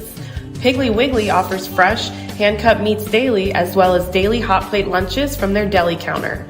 You're certain to see smiling faces and a helping hand when you're here at Piggly Wiggly. Come by and check out our fresh produce, high-quality meats, and more. Down home, down the street, we'll see you at the Pig.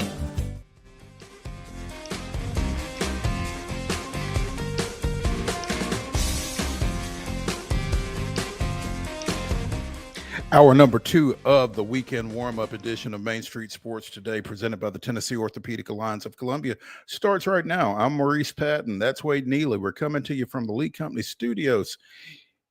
In our next segment, we will be joined by Eric Henry of Horns 24/7 to talk a little SEC championship game this weekend down in Atlanta as the Texas Longhorns and the Georgia Bulldogs 2.0 are coming to us. In the final segment of the show, Wade and I will take on the Wonder Slate as we pick a series of games from this weekend and try to pick the winners against the spread. So stay tuned for both of those segments. But right now it's the grab bag. And we talked a few weeks ago about the Boston Bruins dismissing their coach, Jim Montgomery, who has since resurfaced in St. Louis successfully. I guess Luke Richardson will be hoping for the same after he was dismissed by the Chicago Blackhawks yesterday. The Blackhawks, 26 games into their third season under Richardson, decided to go in a different direction. I think the difference between the Blackhawks and the Bruins was A, they weren't that great anyway, and B, they are officially the worst team in the National Hockey League. So, the thing is, I think they were the worst team in the National Hockey League basically when Richardson was hired. But as we mentioned, Wade, when we discussed the Bruins situation, it felt a little quick, and this does as well from the standpoint that, again, the Blackhawks weren't expected to be. They didn't have a whole lot of expectations for this team, from what I gather. But they're 8-16-2. And I don't know. We were talking about midseason fire-ins with Ben when we were talking about Doug Peterson in Jacksonville. And sometimes you just don't know exactly what it is that you're trying to accomplish with that move. And I'm not sure what it is that Chicago is trying to do here. Richardson was in the last year of a 3-year contract. I don't know. They just weren't very good, weren't expected to be very good. I'm not sure what it is that was so bad that you get rid of this guy 26 games into an 82-game schedule when the team wasn't supposed to be very good anyway.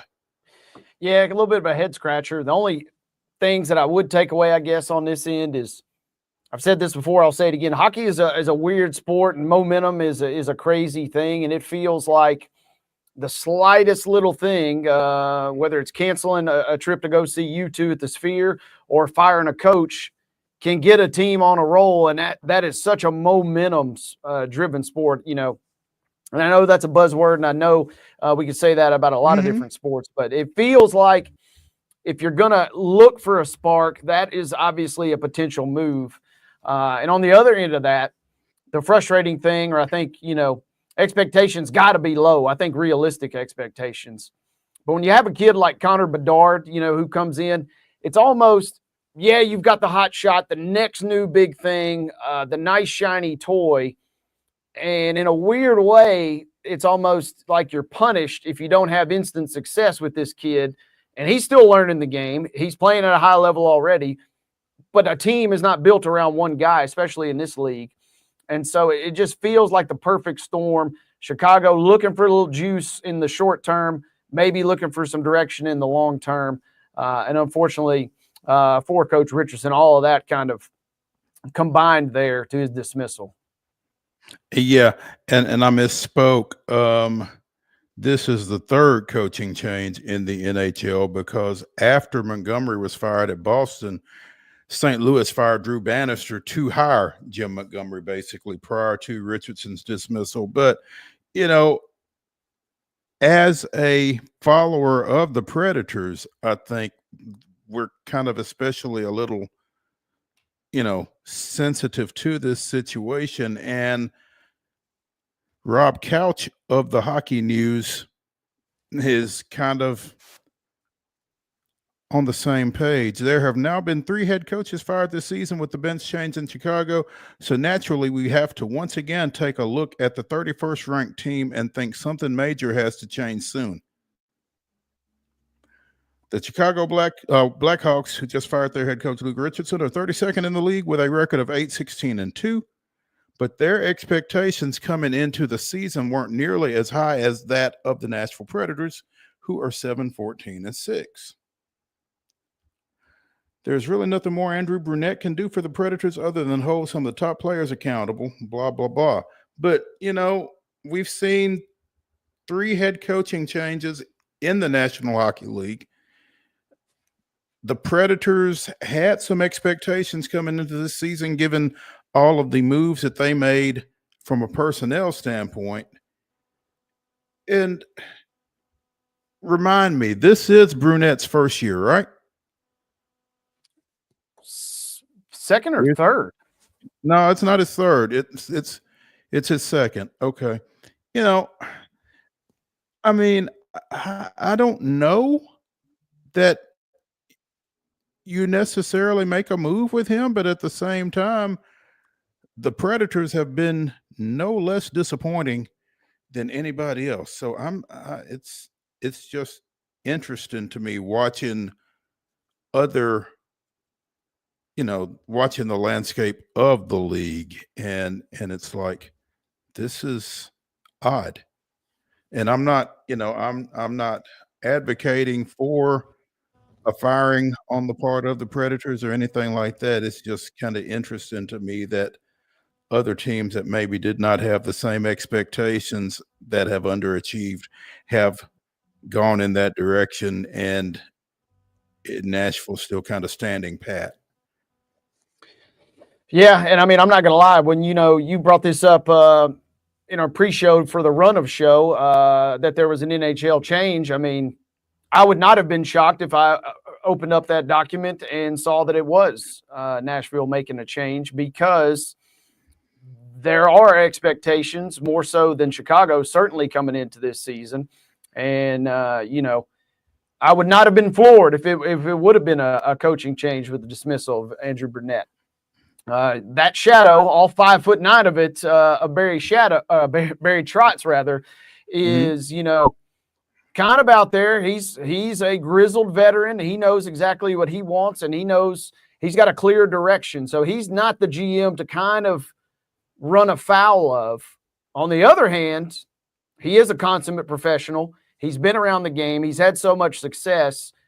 If Brunette is part of his long-term vision, and as long as he kind of still keeps holding that long-term vision that Trotz does, I think he's going to be in okay shape. And maybe, I don't know that any of this will ever get said publicly, but as long as he's kind of towing the company line and kind of staying in rhythm with what the franchise wants to do, it feels like it would have to get real bad before they pull the plug. But unfortunately, it's teetering on real bad.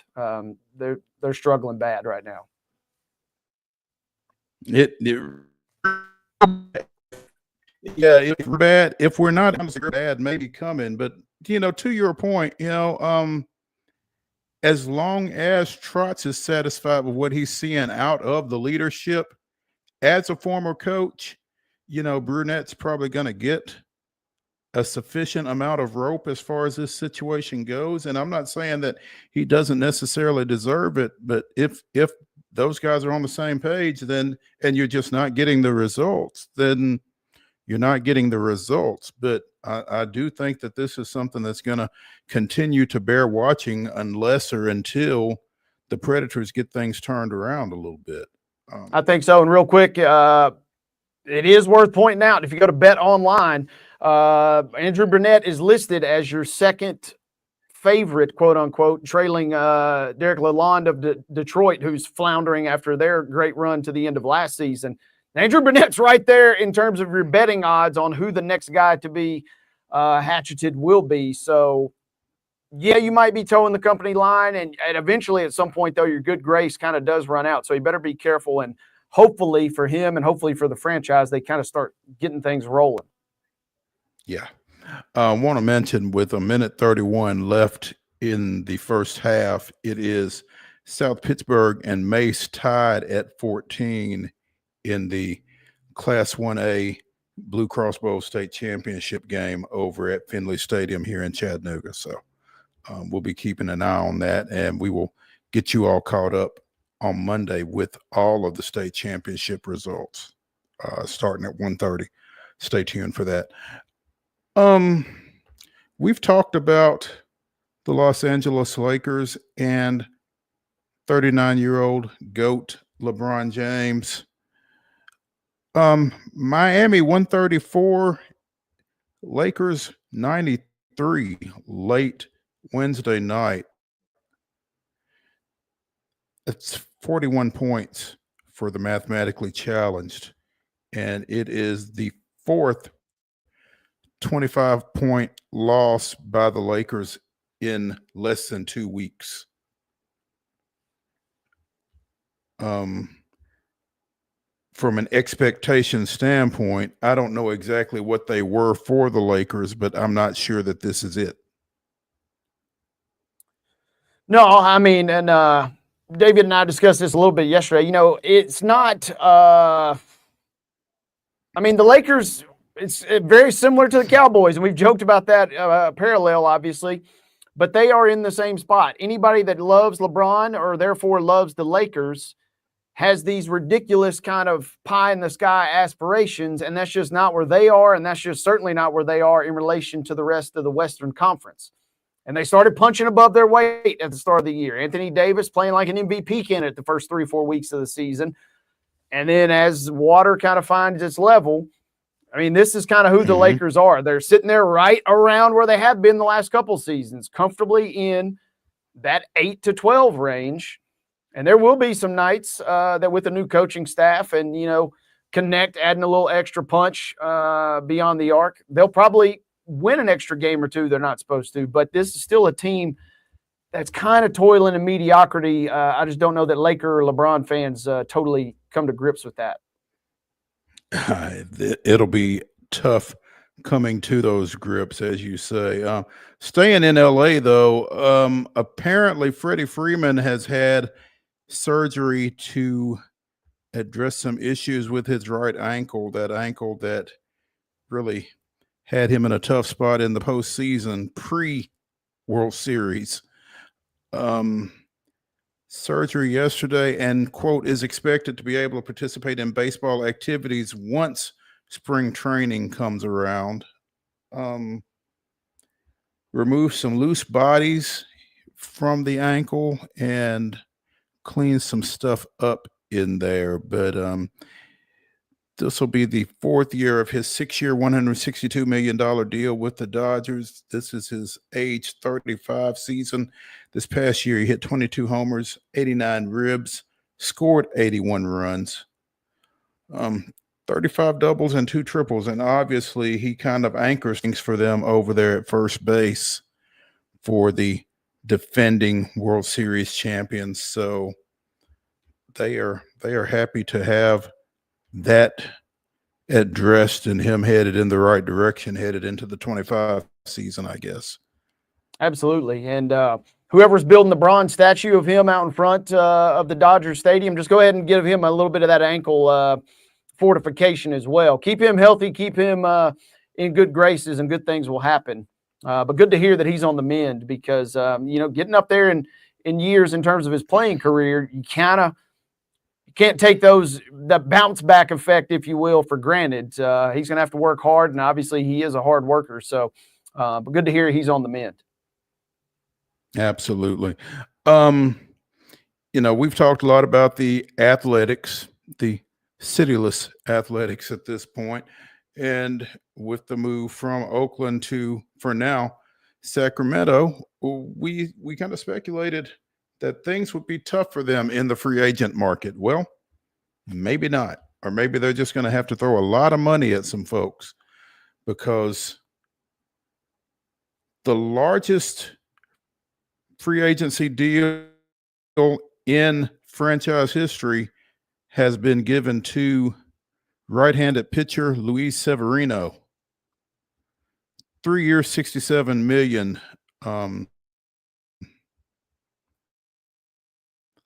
For Severino to sign for the upcoming season. He's got an opt-out after 2 years. He's got a $10 million signing bonus. I guess that's for playing in Sacramento. But his 3 year, $67 million deal outdistances the 6 year, $66 million deal that Eric Chavez signed years ago. Only three other guys have signed for more than $30 million with the Athletics. Outfielders Yoenis Cespedes and Chris Davis, and pitcher Trevor Cahill. So Severino will be 31 in February. Threw 182 innings for the Mets this past year with a 3.91 ERA. So, I mean, those are competitive numbers, which kind of makes you wonder why he's going to the Athletics. But yeah, a bit of a head scratcher. Good pickup for them. But I do know that, Moneyball GM Billy Bean, I bet his head is spinning looking at that contract. But the production could be there, which is they need all the help they can get. So that's a good deal. Whatever you got to spend to get something in there for Oakland / Sacramento / Vegas / Right. insert city here. They need all the help they can get. Absolutely. Let's take a break here from the Lee Company Studios on the weekend warm-up edition of Main Street Sports Today, presented by the Tennessee Orthopedic Alliance of Columbia. Come back on January 27.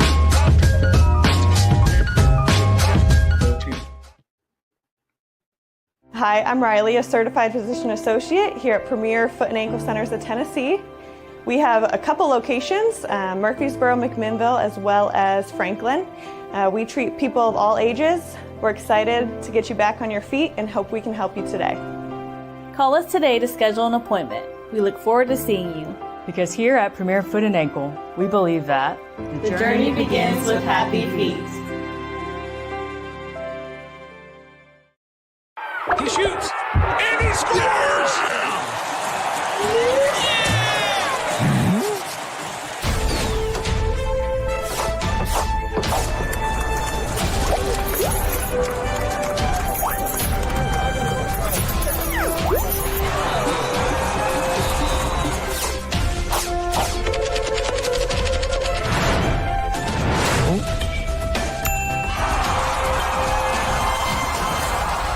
Whether you're an athlete or a weekend warrior, when it comes to your performance, don't settle for anything less than excellence. We're proud to announce that Mid-Tennessee Bone and Joint Clinic is now Tennessee Orthopedic Alliance of Columbia, where we are redefining sports medicine and orthopedics. Tennessee Orthopedic Alliance's team of expert sports medicine physicians understands the unique demands of your body. TOA Columbia specializes in personalized orthopedic care, offering state-of-the-art treatments for everything from sports injuries to joint replacements. Learn more at toacolumbia.com. With Lee Company technology, the best handymen are hands-off. Lee Company techs have been using visual findings and other smart technology tools for years to add transparency and virtually take customers along. You see what we see, whether we're in a crawl space or on a roof. With Lee Company, technology helps us help you, no matter what's happening in the world or at your house. Jones & Lang Sporting Goods here in Columbia has been outfitting teams, officials, and anybody else from T-ball to college for 50 plus years. Be sure and check them out at 931-388-8060 or online at jonesandlang.com. Jones & Lang Sporting Goods, the look of a winner. Zion Christian Academy, zioneagles.org or 931-388-5731. You can schedule your appointment. Go tour their campus. It is beautiful over there, and you're definitely going to want to see it. Again, it's zioneagles.org. Give them a call, 931-388-5731, and schedule your tour today. Piggly Wiggly, located in Neely's Mill Shopping Center, is Columbia's locally owned and operated Cost Plus 10 grocery store dedicated to serving the community with low prices and smiling faces. Piggly Wiggly offers fresh, hand-cut meats daily as well as daily hot plate lunches from their deli counter. You're certain to see smiling faces and a helping hand when you're here at Piggly Wiggly. Come by and check out our fresh produce, high-quality meats, and more. Down home, down the street, we'll see you at the Pig.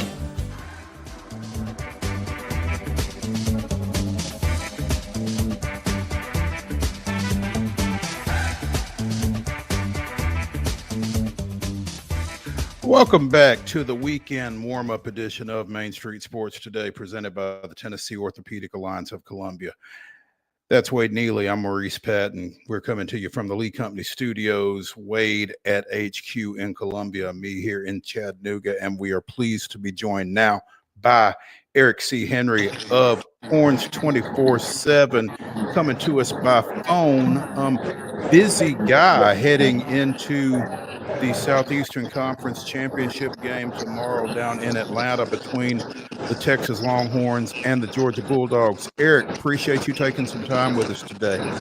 Listen, not a problem. I apologize.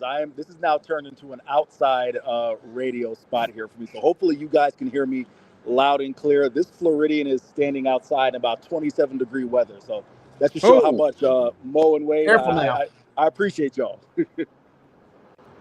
We appreciate your dedication to coming on with us, man. We goodness gracious, 27 degrees. That's not good.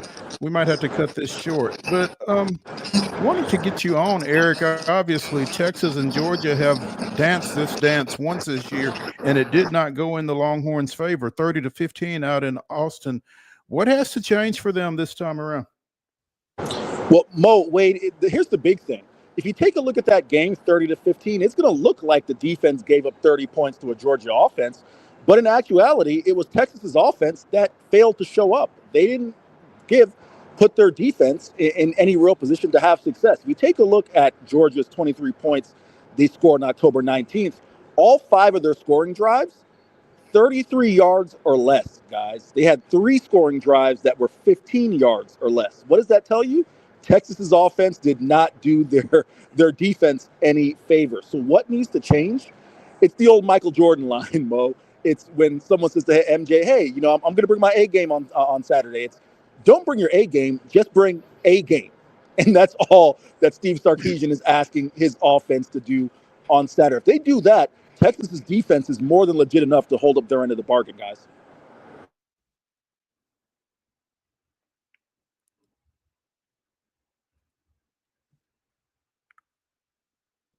Hello? We got you. Oh, okay. Since that game, Eric, do you feel like Texas has been more capable of bringing a game? Are they capable of bringing a game tomorrow? Yeah, the biggest difference, and this has really been over the last couple of weeks, guys, has been the emergence of the run game. And I've kind of, I don't want to say I was combative or gone back and forth, but I would consistently ask Steve Sarkisian, hey, your run game, yes, you guys are averaging 180 yards on the ground, and that was a top 60 performing run game in the nation, but you're not consistently gaining yards. You're depending on too many chunk plays. And quite frankly, if you look at Texas's run game this year, they've had the 3 longest runs of the year are from non-running backs, Arch Manning, Isaiah Bond, and Ryan Wingo. I would ask Steve, hey, when are you going to get that consistent production? When everyone in the stadium knows you need to run the ball, 3rd and 4, 3rd and 5, those second and mediums. When you get that type of production, Steve would kind of push back and say, hey, this year's team is different. I think the strength is the passing game and the short, using the screen game as an extension of the run game. Well, guys, over the past couple weeks, specifically the Kentucky game and the A&M game, you've seen the emergence of Contravian Wisner, who's had back-to-back career-high games on the ground.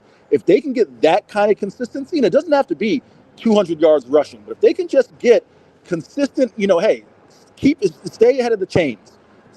Turn second and 7 to 3rd and 3.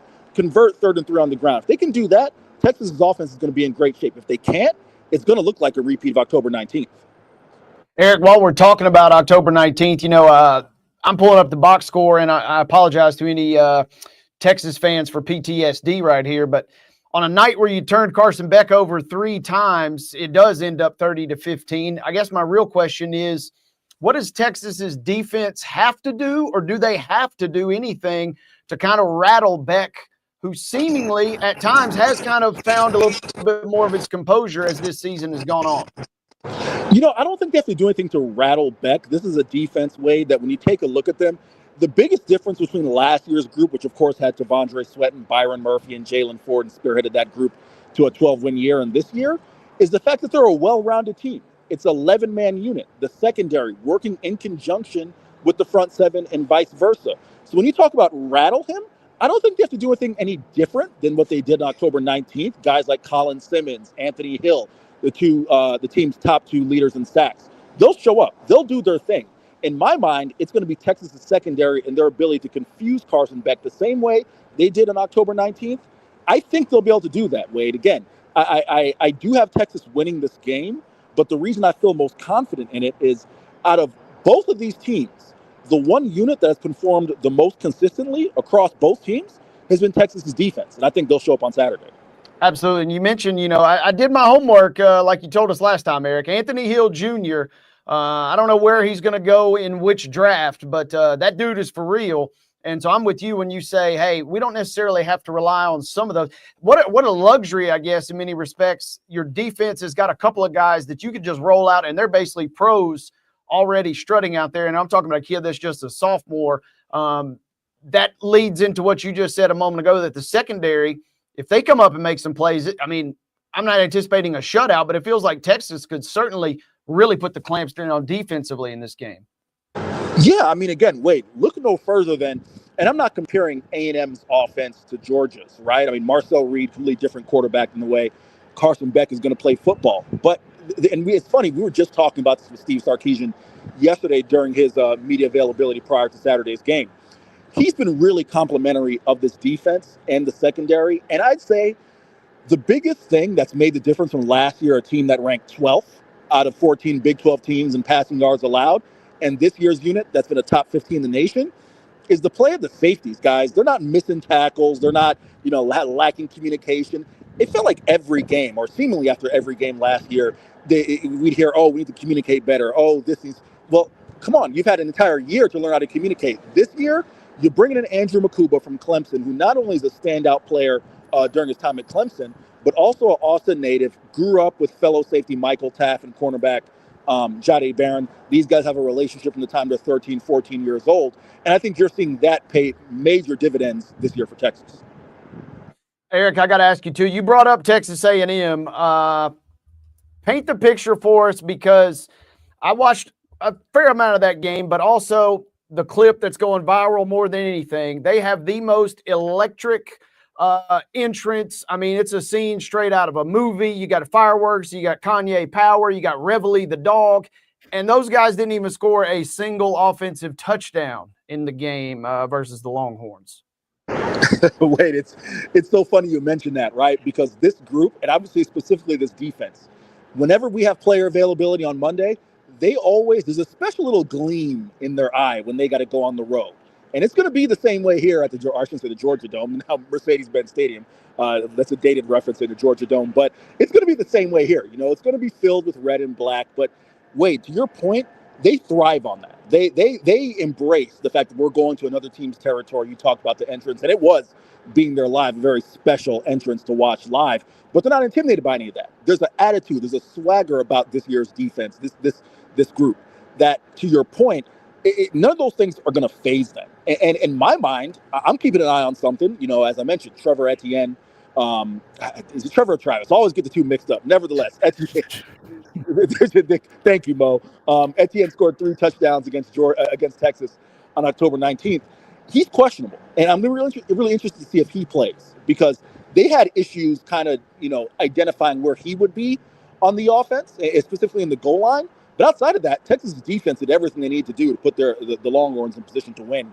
When these two teams played 6 weeks ago, it just was the offense's failure that really let them down. Eric C. Henry of Horns 24/7 joining us here on Main Street Sports today, presented by the Tennessee Orthopedic Alliance of Columbia. You can find him on Twitter at Eric C. Henry _. Eric, what impact do you expect this game to have on the college football playoff? Should Texas win? Should Georgia win? Obviously, they're going to be two different results on the playoffs, but what do you see in those two scenarios? Oh, I mean, there's no doubt. You're talking about the winner of the SEC. You're pretty much locked into a 2 seed, and of course, we'll see what happens, this week and anything else. But no, in my mind, the winner of this game is locked into a 2 seed, and of course, they'll get a bye. And the loser, I am adamant of this. I don't care if it's Georgia or if it's Texas. I do not think the loser of the SEC, especially with the amount of noise that some of the SEC coaches are starting to make, most notably Lane Kiffin, I do not think that they're going to drop them into a position where they do not, and I apologize for some of this noise behind me, but I do not think that they're going to drop them in a position to where they have to go on the road in a first-round game. Whoever loses this game, in my mind, is going to host a first-round college football playoff game. So those are kind of the implications there. But most definitely, Mo, the winner of this game is going to be, that number 2 seed and probably lock into a Sugar Bowl appearance. Makes sense that you wouldn't drop the loser of the SEC championship game below 8, but at the same time, when you've got some other, I guess some extenuating circumstances with conference championships or conference champions that may not necessarily be in the top 12 or in the top 8 or in a position to host, the rankings and the seedings aren't necessarily going to correspond. So I'm really intrigued as to how the adjustments get made, for that SEC runner up, like you said, to necessarily be a host team in that first round. Yeah, Mo, it's interesting you raised that hypothetical because Greg Sankey was actually asked that question during his availability, or a version of that question, right? Which is, hey, do you think there should be an adjustment in the future of the college football playoff to where it's not necessarily the top 4 highest ranked conference champions, but it's just top 4 all the way around? And of course, Greg Sankey kind of filibustered and gave an answer saying, hey, you have to remember that when we came up with this, it's through 2026 and then we'll reevaluate. But to the point that you raised, it's something that I think is the reason you already see this kind of, for lack of a better word, this inquiry being raised now by coaches, right? That they're going to say, and of course, primarily from the SEC, hey, if there's 3 teams that we think are better than whoever else is there, why aren't we a top 4 seed? That's a great question. Yeah. Eric, Eric, I want to ask you too, you've obviously covered this team all season long. Outside of anything that could potentially happen Saturday, give us one thing that Texas needs to address to make a run at the national championship in your mind, and give us one thing that everybody else should be concerned about entering the potential playoff here. The thing that Texas needs to address is the Quinn Ewers factor. It's getting consistency out of Quinn, right? He has not been a consistent quarterback since, quite frankly, returned to the lineup following that abdominal injury. And now, of course, he suffered the ankle injury against Kentucky, right? So it's getting consistency out of Quinn Ewers that I think you have to address there. If there's one thing about Texas that I think teams should be concerned about, again, I can't underscore this enough. Guys, this defense, and I think the reason why they get overshadowed or slept on a little bit is, unlike last year, again, it's not this big presence like Tavondre Sweat or Byron Murphy. No one really jumps out outside of Anthony Hill as far as the big stats. I mean, Jahdae Barron, in my mind, is the best defensive player in college football this year. I voted for him as such with the Bednarik Award. He is not he wasn't part of the finalists, but even Jahdae Barron's numbers aren't quote unquote eye-popping, right? It's just 11 men playing together, playing fundamentally sound football, and they shut you down. And unless you find a solution for that, which no team has this year. Again, let's call a spade a spade. The 30 points that Georgia scored, 23 of them in the first half, all on short fields. No team has solved Texas this year. Until a team can do that, that's what you got to be concerned about. There you go. Eric C. Henry of Horns 24/7 joining us here on Main Street Sports today, presented by the Tennessee Orthopedic Alliance of Columbia. Eric, go warm up, man. Really appreciate you taking some time with us this afternoon, and enjoy the ATL from the inside. Hey, fellas, I appreciate it. Listen, you guys had me on back when I was just a lowly FIU beat writer. So if I got to stand outside for 15 minutes to endure the cold, I'll always do it for y'all. Appreciate y'all having me on. Hey, real quick, Eric, real quick, bonus pick then while we got you on the hot seat here. Conference USA title game. You like Jack State or you like Western Kentucky? Hey, Mo, don't hate me for this one. I'm going to go with the Hilltoppers. Tyson Helton. Oh, okay. All right. I wish I hadn't asked that now. I know I'm coming on an outlet here in Murfreesboro. Hey, I gave you guys an Ascend Federal Credit Union first down reference the first time I was on this year. So that should trump everything right there. That's love. We're going to have to cut that clip out and take it to some folks at Ascend Credit Union, actually. See if we can't sell that. Eric, we appreciate it, man. We'll talk to you. Anytime, fellas. All right. Hey, let's take a break and get to our final segment of the weekend warm-up edition of Main Street Sports Today. It's the Wonder Slate. Wade and I will be picking some of this weekend's winners for entertainment purposes only against the spread. Stay tuned after the break.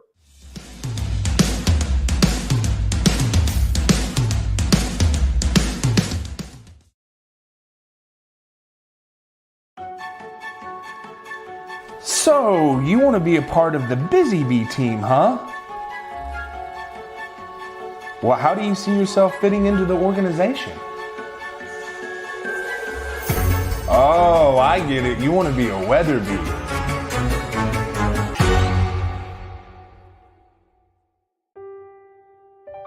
This holiday season, the largest lantern festival in the country returns to Nashville Zoo. Experience more than 1,000 all-new, handcrafted lanterns, towering creatures, magical worlds, and a North Pole village. At the center of it all, the Smashville Ice Rink. Welcome back to Zoolumination at Nashville Zoo. Bigger, brighter, and better than ever.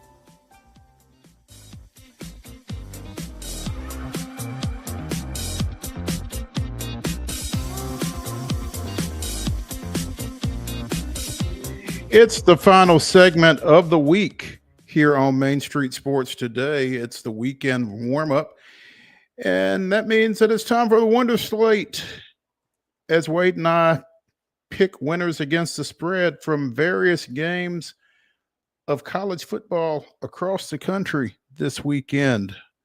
Man, I didn't realize the numbers were that bad on my part, but let's see if we can't make up some ground here this week. Wade. You're only as good as this week's games. There we go.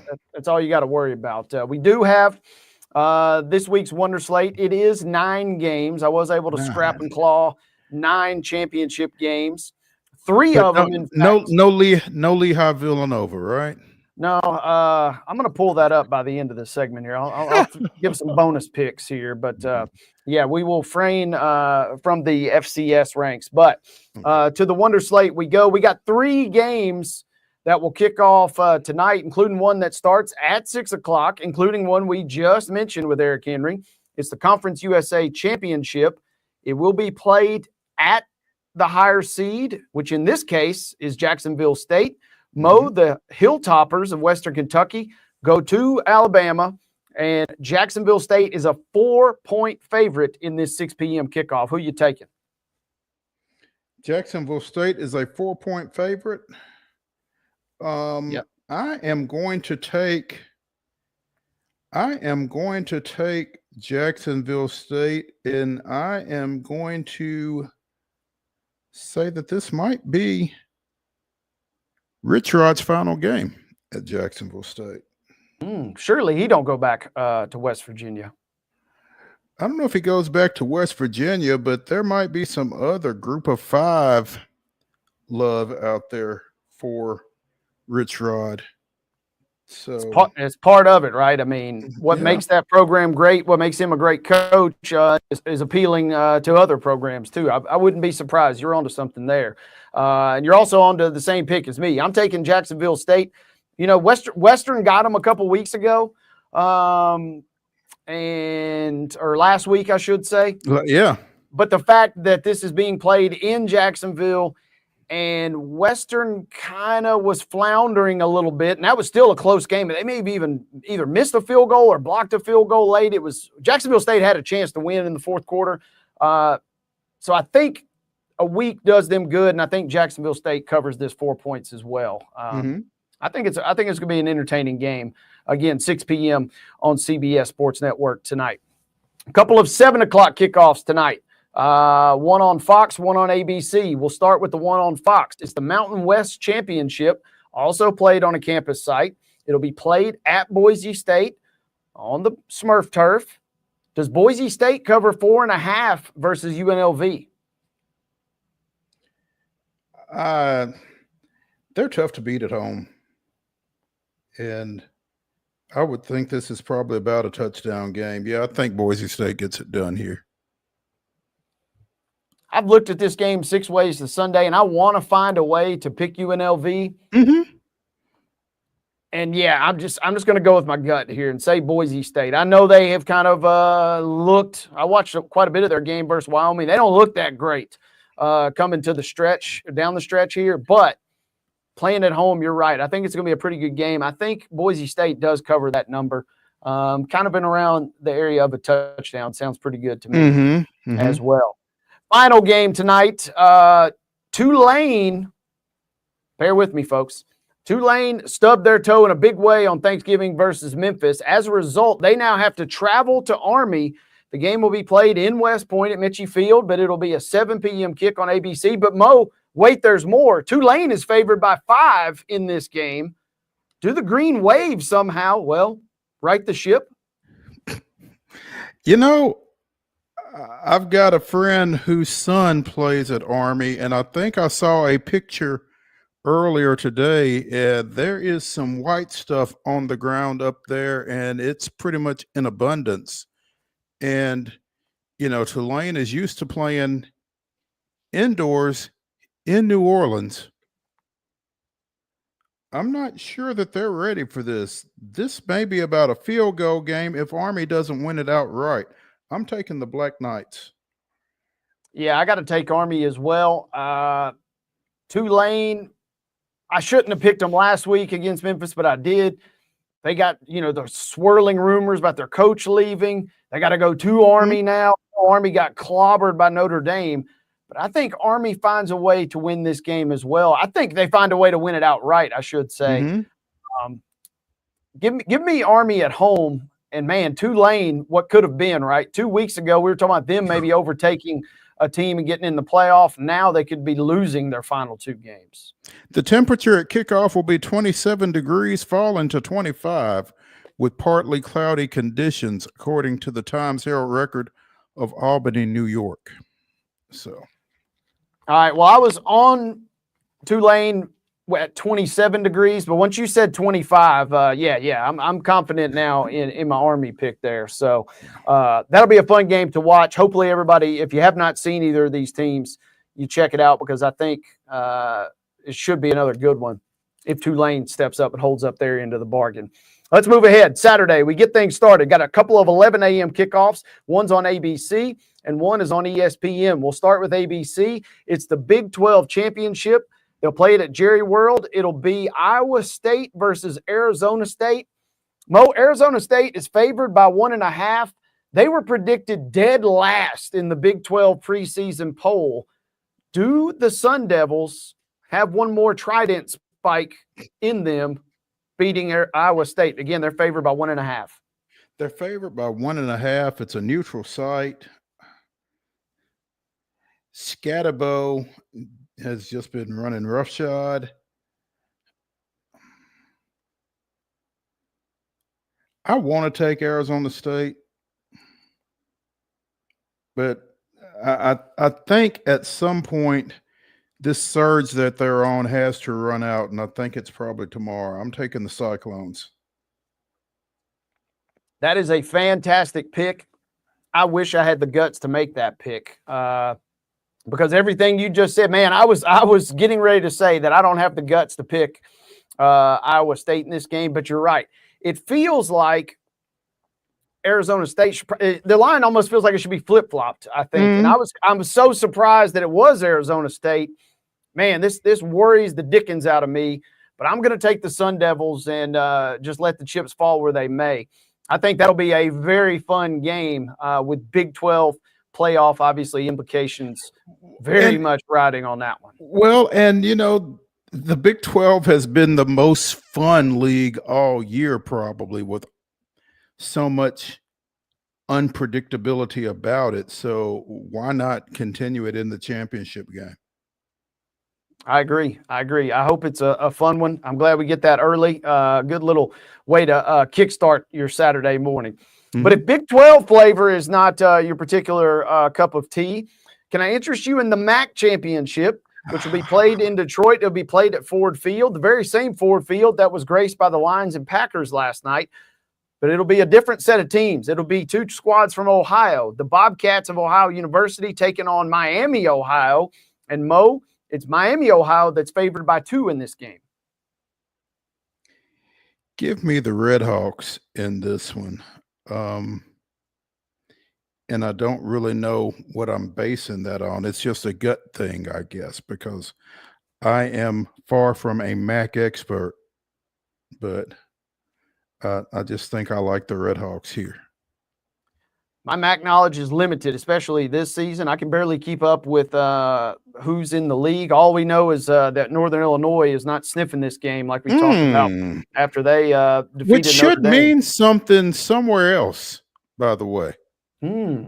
I see what you're stepping in there, but I don't know much about this game. I threw a dart at the newspaper this week. I picked Ohio. I heard some crazy stat after I picked them. They haven't won a MAC title in like 50 years or something crazy. Give me the Bobcats to win this game. I'll probably watch a little bit of it, probably not a ton unless it's crazy late, but I think Ohio wins this game somehow. We'll clip this and play it as our MAC expert prediction for one of us next week, but I'll take Ohio in this one. That's it for the early games. A 3 p.m. game. Again, remember, it's on ABC now. Don't be going to CBS at 3 o'clock on Saturday. But the SEC championship game, a game we just broke down with our friend Eric Henry. Does Texas get revenge versus Georgia? But most importantly, Mo, does Texas cover 2.5 at the Mercedes-Benz Stadium? You know, Eric made a heck of a point when we were talking about it. And I mean, I watched that game and I guess it just didn't register. It didn't stick. But the number of short fields that Georgia had to work off of in that win out in Austin, I just don't know that you're going to get that kind of performance out of Texas's offense or your defense twice. They're going to have to work a little bit more for this one, Georgia is, and I think Texas covers. I'm taking Texas.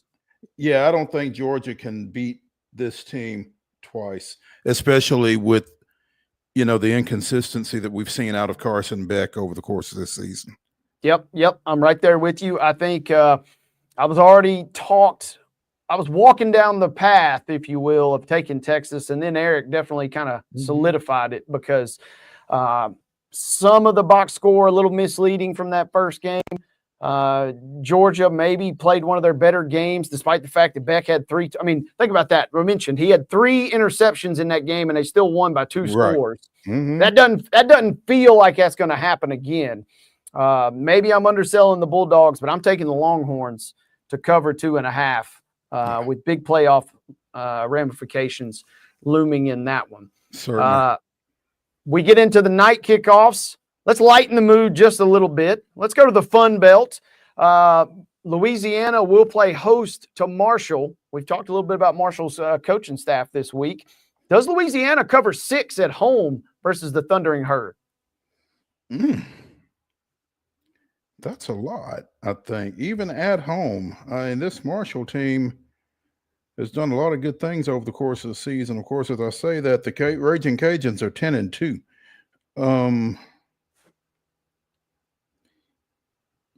You know what?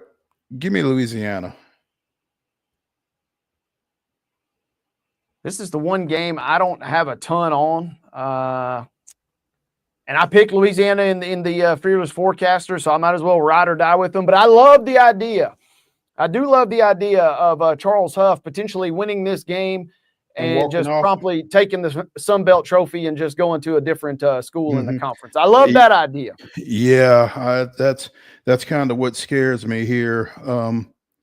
Marshall getting it done one last time for Charles Huff before he rides off to Hattiesburg, which everybody seems to feel like is the case. So.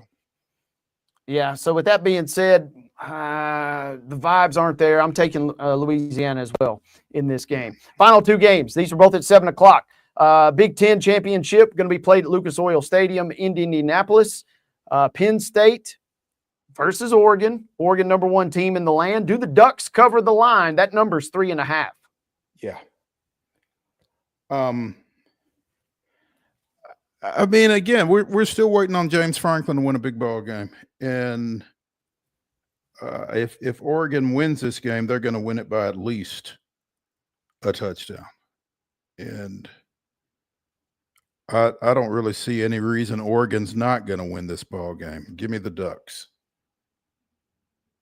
I'm taking Oregon as well, but I'm marking this down as a sneaky game. I don't know what it is about Penn State. Maybe just because I haven't seen a ton of them. I feel like they're kind of this unknown entity heading into this season. James Franklin is 3-18 against teams in the top 10. That alone is almost enough to get me to pick. I think this is going to be an oddly close game. Still being said, and man, the field goal difference could come to bite me, but I'm still taking Oregon as well. I feel like James Franklin rallies the troops and they make it close. I don't know that they win, but I'm taking the Ducks. But mark this one down. I think it's going to be sneaky competitive. Mm-hmm. Final game, ACC championship. Clemson versus SMU, just like everybody dreamed of when we say ACC championship. Do the Mustangs cover 2.5 and keep the Alabama fans of the world happy in this game?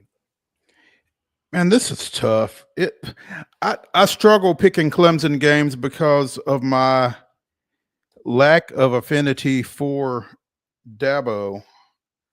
And so things get a little colored sometimes.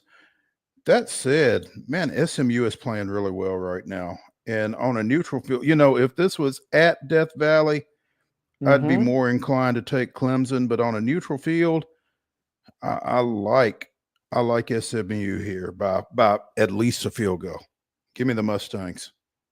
I'm taking SMU as well. I want to pick Clemson just in the sense that I feel like history tells me I should pick Clemson, but I'm going to buck the trend. I'm going to take the Mustangs as well, and we can't really lose. Well, we can lose. I was getting ready to say if we win this game, it'll be double the pleasure. How about that? That's what I mean. If we win SMU, we get double the pleasure. Not only do we get vindicated here, but we also get a little waterworks from Dabo. Absolutely. We get to watch Dabo kind of throw a visor or something. So yeah, that's always good stuff. This is going to be some great college football here over the next 36 hours or so, starting with these 2-3 games tonight and heading into tomorrow. So it's going to be a lot of fun at the collegiate level, going to be a lot of fun at the high school level as we continue to crown state champions down here in Chattanooga in the Blue Cross Bowl at Finley Stadium. Again, we've got Page and Sevier County playing in the Class 5A game here in a couple of hours. South Pittsburgh and Mace are wrapping up here now, I believe. Let's see if we can get one last update before we get out. Mace 28, South Pittsburgh 14, 3.5 minutes remaining in the third quarter in that one. So Mace up by a couple of scores on the local favorite here in the Chattanooga area. Again, Sevier County and Page will kick off at 6 o'clock Central Time in the Class 5A championship. Tomorrow, you've got Macon County and Melrose at 10 Central Time in the Class 4A game. Marion County and Milan in the 2 o'clock game for the Class 2A championship. And the Class 6A game will kick off at 6 o'clock Central Time. Oakland and Houston in a rematch of last year's game that Houston won. That's going to do it for the weekend warm-up edition of Main Street Murray, presented by the Tennessee Orthopedic Alliance of Columbia.